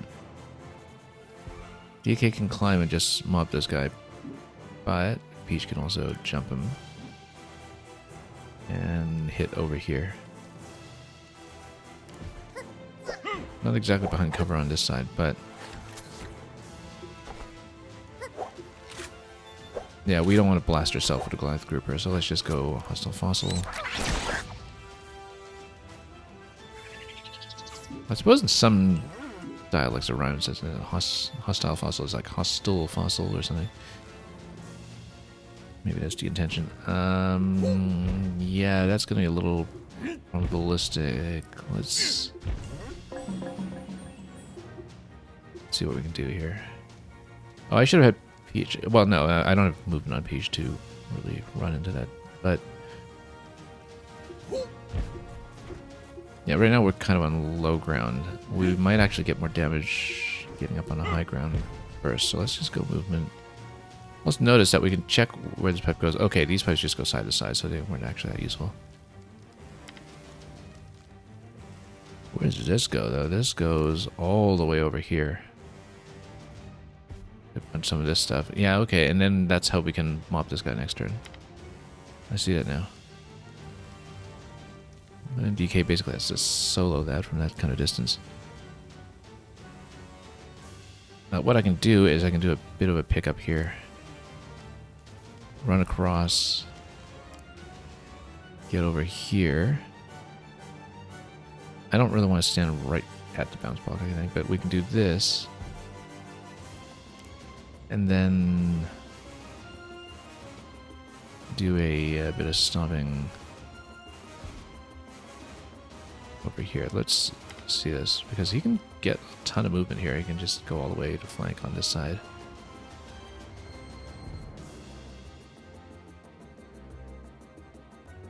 Let me see if he gets to pick up.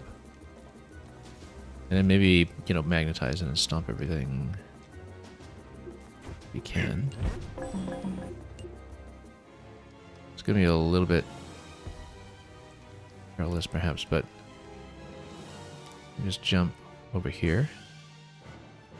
Yeah, I feel like we don't want to stand there for cover. Let's get over here and just... do we want to bounce to boss? Or bounce this guy? I think we want to bounce this guy. Until we know what's happening.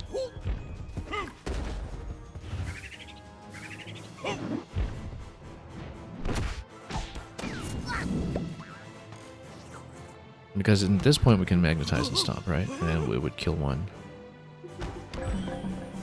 It actually would pull the boss as well, in fact, which we'd better look at him to see what the incoming damage out of him is.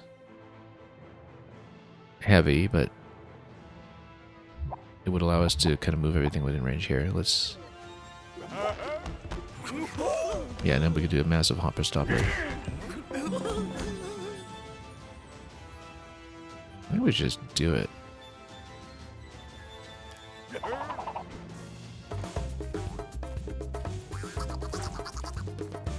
And let's see how much we can actually hit with the hopper stopper here. Oh, it only hits at the same level, so that's actually not that good. So that wasn't that effective at all, in fact. What we can do is we can do this. We can't really chain it, though. Yeah, it might be more effective. Yeah, that was actually not good then. Because this isn't going to kill. Alright, that wasn't effective at all, in fact. We should just left well enough alone. In that case, let's just hit this guy. Yeah, too bad about that. We kind of burned the magnet effect. But taking that out will be helpful. And Peach can just stay in position for now. Nothing's coming even remotely close to where Cranky is, so we should just leave this.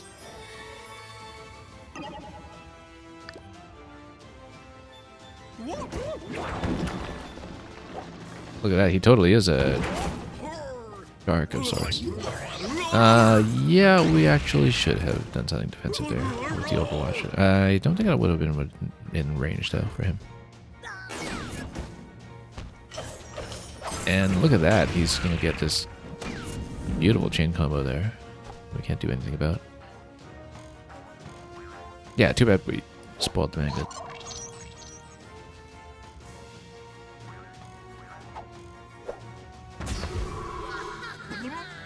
Getting hit pretty hard, in fact.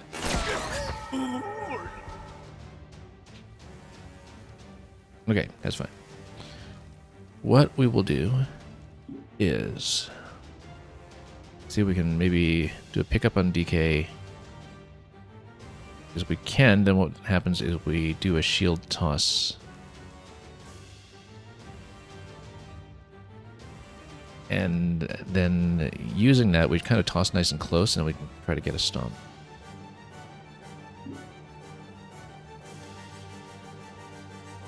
I don't think we can get within range of using Rapid Peach or something, though, so... I'm just thinking about where to position such that we can do something effective here. So, for example, you know, if we go over here, can we actually throw within range? We can. Kind of breaks cover too, and then we can sort of mob that guy. Now, I would prefer to break the shield instead, though. I think we're going over here. And then that hit? No. What about here? Kind of does. Let's see what Peach's movement range is. Peach can go up here, so that's going to be 3 tiles up, 1 tile over like that. Let's see if DK can actually wind up in that position. So 1 tile, 2, 3. This throw meaningfully hit? Not really. It's 1 tile off, in fact. That's okay. Peach's range doesn't matter as much as Cranky's range.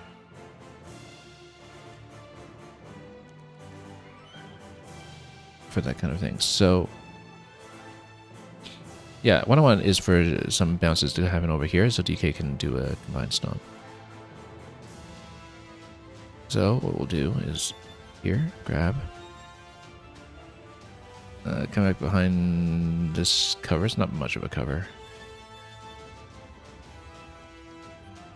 Or maybe behind this cover. We're getting really close, like right here. Just try to hit like that, and then we'll just see if we can get a stomp. Oh, out of bounds. Does he come back, though? Where does he come back? Okay, that might be within range to whack everything.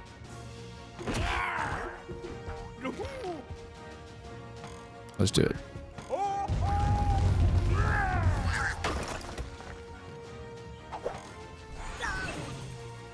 not quite enough for this guy, but yeah, 3 damage. Too bad.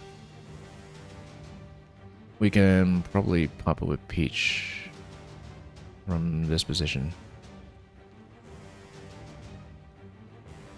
Because that's a 100% hit anyway, so put her in cover and just blow it away this way.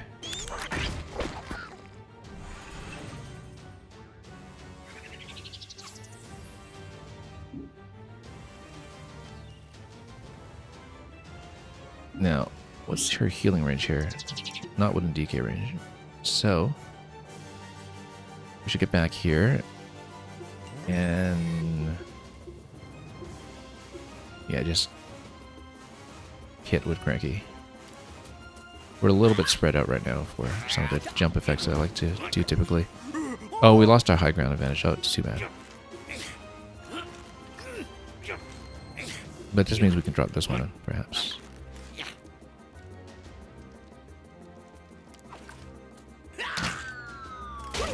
Don't really need the area effect on it, but the ink will help. Oh, okay, yeah, and he's got a flee range over here. We should have remembered that.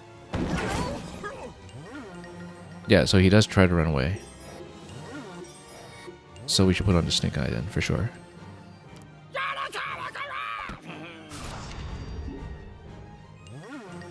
And as for DK, is he going to get within a decent position for doing that? He's nowhere within range for meaningful Overwatch, so I think we should save it for when we can actually get him closer.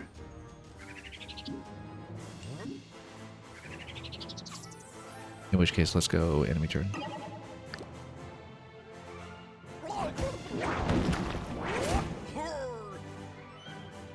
Yeah, so he's totally out of the Overwatch range as well, so not that effective. But at this point, we can kind of group up and try to go for the heal, perhaps.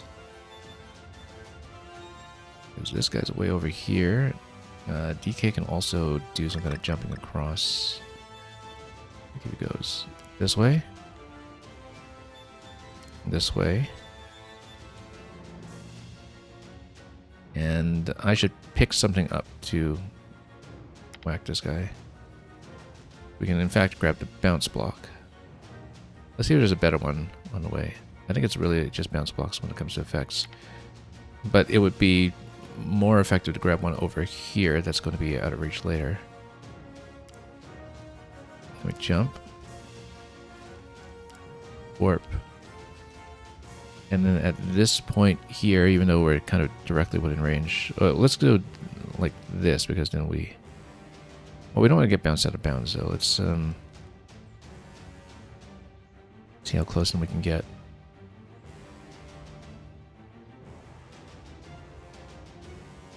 And then from here, we can just toss this way. Just hit him like this. Maybe I should have dropped on the heal on him first. Yeah, right, because when this guy gets hit, he does flee, and so I need to remember that. However, we get a little bit of out of bounds over here. And we can hit from this area.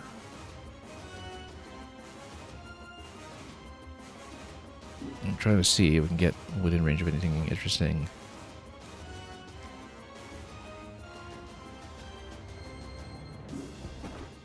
Yeah, well, I mean, if we hit him, then maybe he'll flee, and then we can get within a decent range. So let's do this. I should have put on the Overwatch first, actually, in case he runs.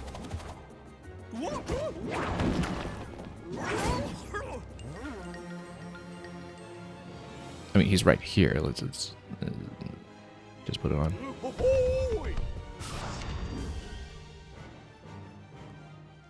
Okay. Range-wise, let's see if we can get in closer. Oh, I shouldn't have committed to that. I didn't realize that was a committal move. But we can send the Goliath grouper over to try to track him.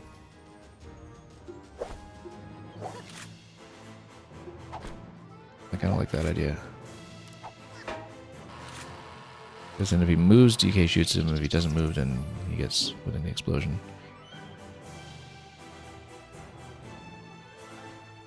So let's see if we can get some kind of vision. Oh, we do in fact have this.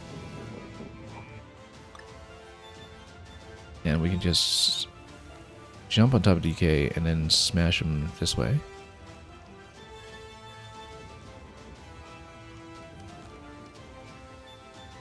And then get some kind of point blank shot at him from that point. Spread out a bit, I would say.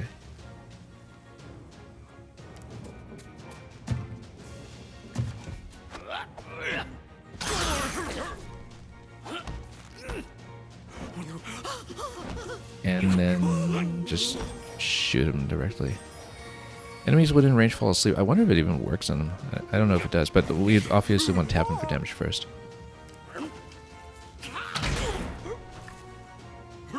I doubt it will work on bosses, but yeah, he's going to try to flee. He's not going to get very far. Well, okay, he's going to get pretty far. 14 tiles, so... Never mind, the sleep effect will not do anything for us here.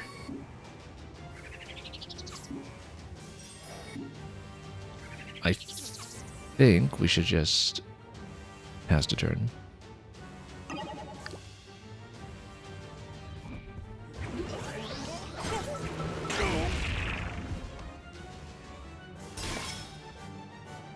Okay, DK can just pick that one up.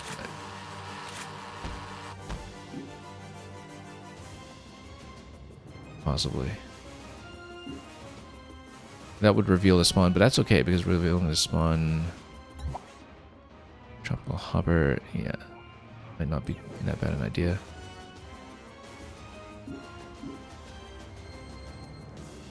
Now, if we have Cranky coming out, then we would have this range of movement on him, so...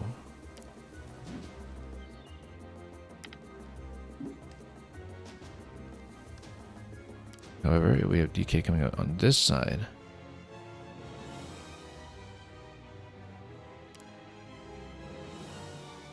No, we definitely want to pocket. Which means we should... we're not really going to get far enough here.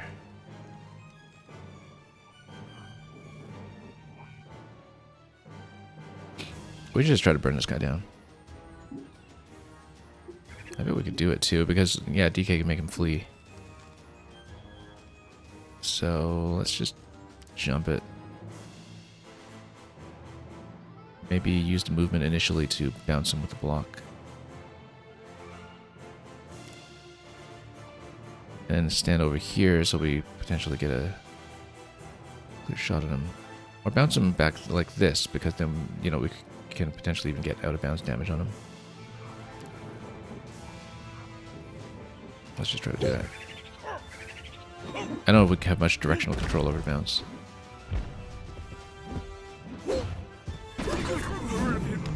Not really, but that's okay. Does mean that we potentially get some decent weapon range on him here. To just shoot him like crazy. Which means that we should actually try to get Cranky to jump on each if we can get a good shot going. So this does give you a shot from here.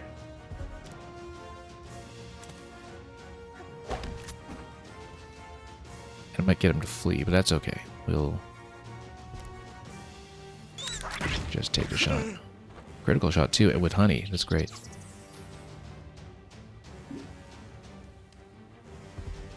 Now, can we get in very close here? We can. Then we just blast him from this point.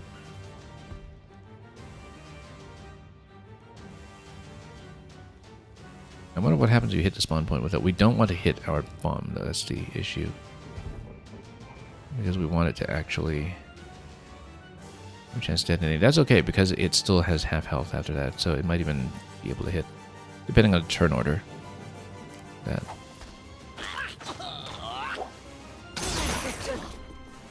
Yeah, so it's immune, and then we can just kill it. And then we don't even need to deal with the spawn. We just win this turn.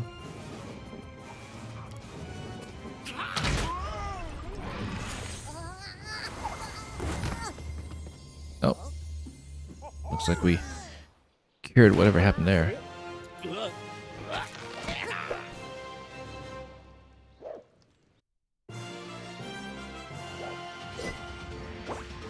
Yay, got it perfect in that one.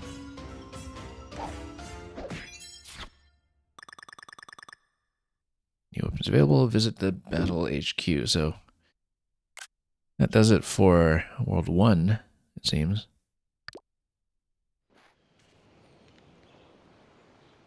Well, we'll see what happens when we exit it here. But let's actually bother to collect some bananas. And then just inspect this area in case there's anything interesting going on. It's actually quite cozy. Someone should put in a washer dryer, maybe plant a few flowers, and put it up for sale. This is where we came in.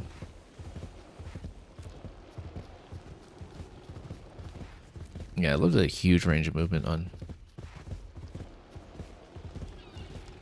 some of this material here. Let's get in and blast off, though. I think that just closes out World 1, so let's see if it's back to the hub.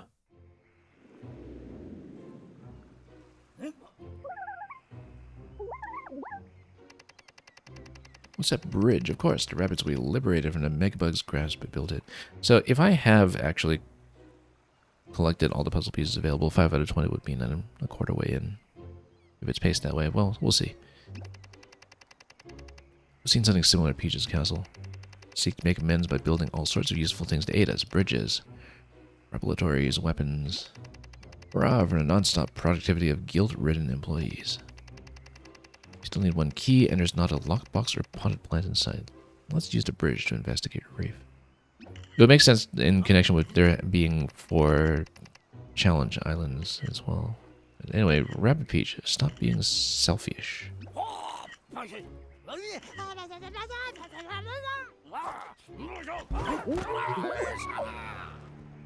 Cranky needs a ride.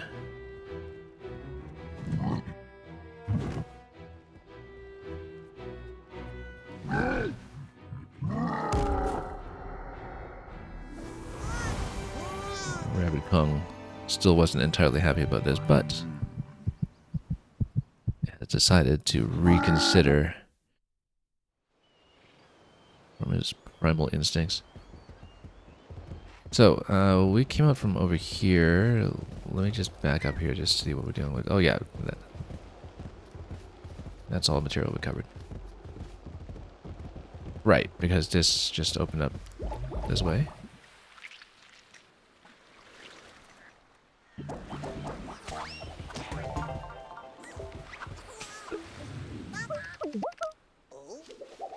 Five, 12, 6, 5, 3 palms, exactly like this one around here, but I just have to fight over this one.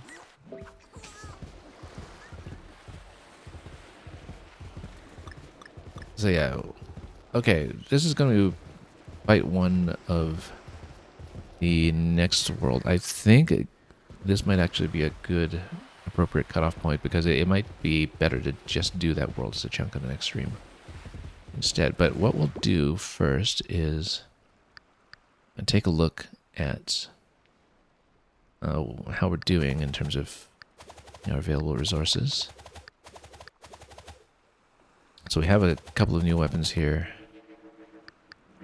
And how many spec points did we get off of this? We have 2 that are available. So let's take a look here. We might do a bit of configuration first, and then we can just dive right into the fight next time.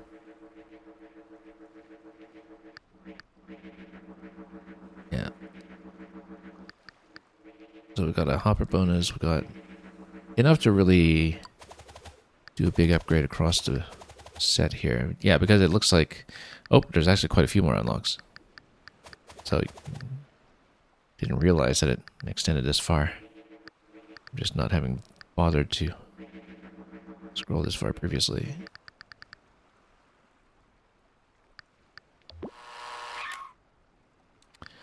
Yeah, because, you know, this weapon that we unlocked for the mid-boss was temporarily useful. But then the base damage is already going to go up quite a bit going into this world here. We should probably prioritize some of the primaries, though. I think what would make most sense in the interest of time is if we do more or less what we did with Fire Emblem and think about what we're going to do in terms of the itemization and the spec choices ahead of the next stream, and then we'll just kind of plug them in when we begin the next session, so we don't spend so much time just kind of sitting around here and deliberating. But yeah, there's a lot that can open up all of a sudden. I mean, a few things that require 3 points, but in general, I think just pumping up the movement is really not a bad idea. We've had a lot of success with that so far, and that includes movement on things like the team jump, which we've been using very extensively.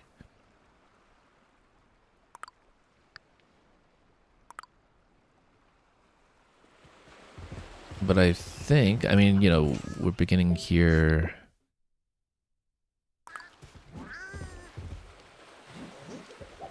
At the reef, maybe we should go back to the main atoll just to get a sense of what was unlocked today. And does that make sense? Do we really want to warp? Yeah, sure, let's warp. And then there's the chapter select that would bring us back here, because we can see how some of the puzzle pieces have been filling in gradually. Finding all the missing puzzle pieces should solve the puzzle, in fact. Yeah. Yeah, because we picked up 5 in the first world, and it seems like World 2 we already got the first piece. So it looks like it's paced around 4 sections, if we had to guess. So yeah, we got perfect across the board in all 6 segments. And then the reef will be the next segments, and we'll just kind of dive in here next time. Only 4 segments here, though, by the looks of it. But the maps could very well get longer, so who knows. I think in the main game there are 10 segments per chapter, and so proportionately this is going to maybe about half that. Let's take a look at what unlockables we have so far, just to get a sense of our collection. Right, because this seems to continue over to... Oh no, that's the challenge island. Oh, I guess that raises the question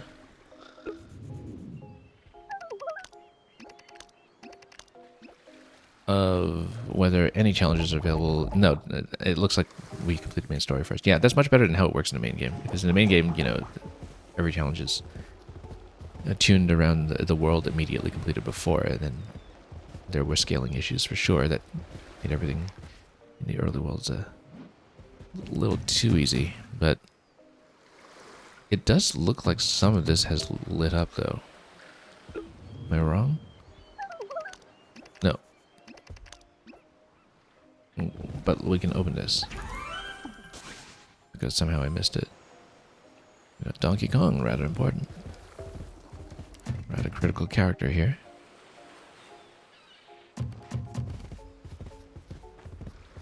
And yeah, let's just take a look at what we have. That's not the collection. Where was the collection? This proceeds to the world. It's here somewhere.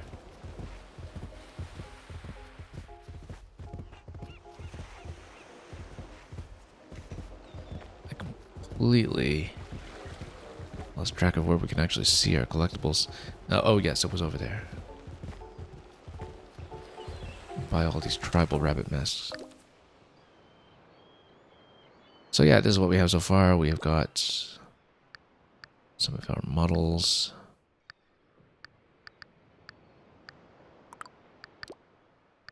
And then some of the music. And some of the area artwork. Looks it. This goes a little bit deeper, up to 12. Then we have our concept art of the gate puzzle. Very colorful illustrations.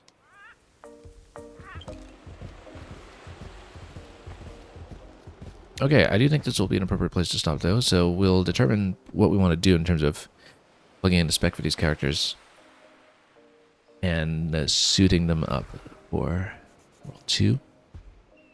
And then we will, at that point, actually play through World 2. Well, depending on the pacing of the levels here, what looks like it might be 4 segments if I had to guess. Hard to tell because, you know, they're not going to have a consistent number of levels as far as I can tell. Dangerous land shark. Looks like we have a bit of a forecast of what the next boss will be, in conjunction with the hammerhead that we also just managed to get through here.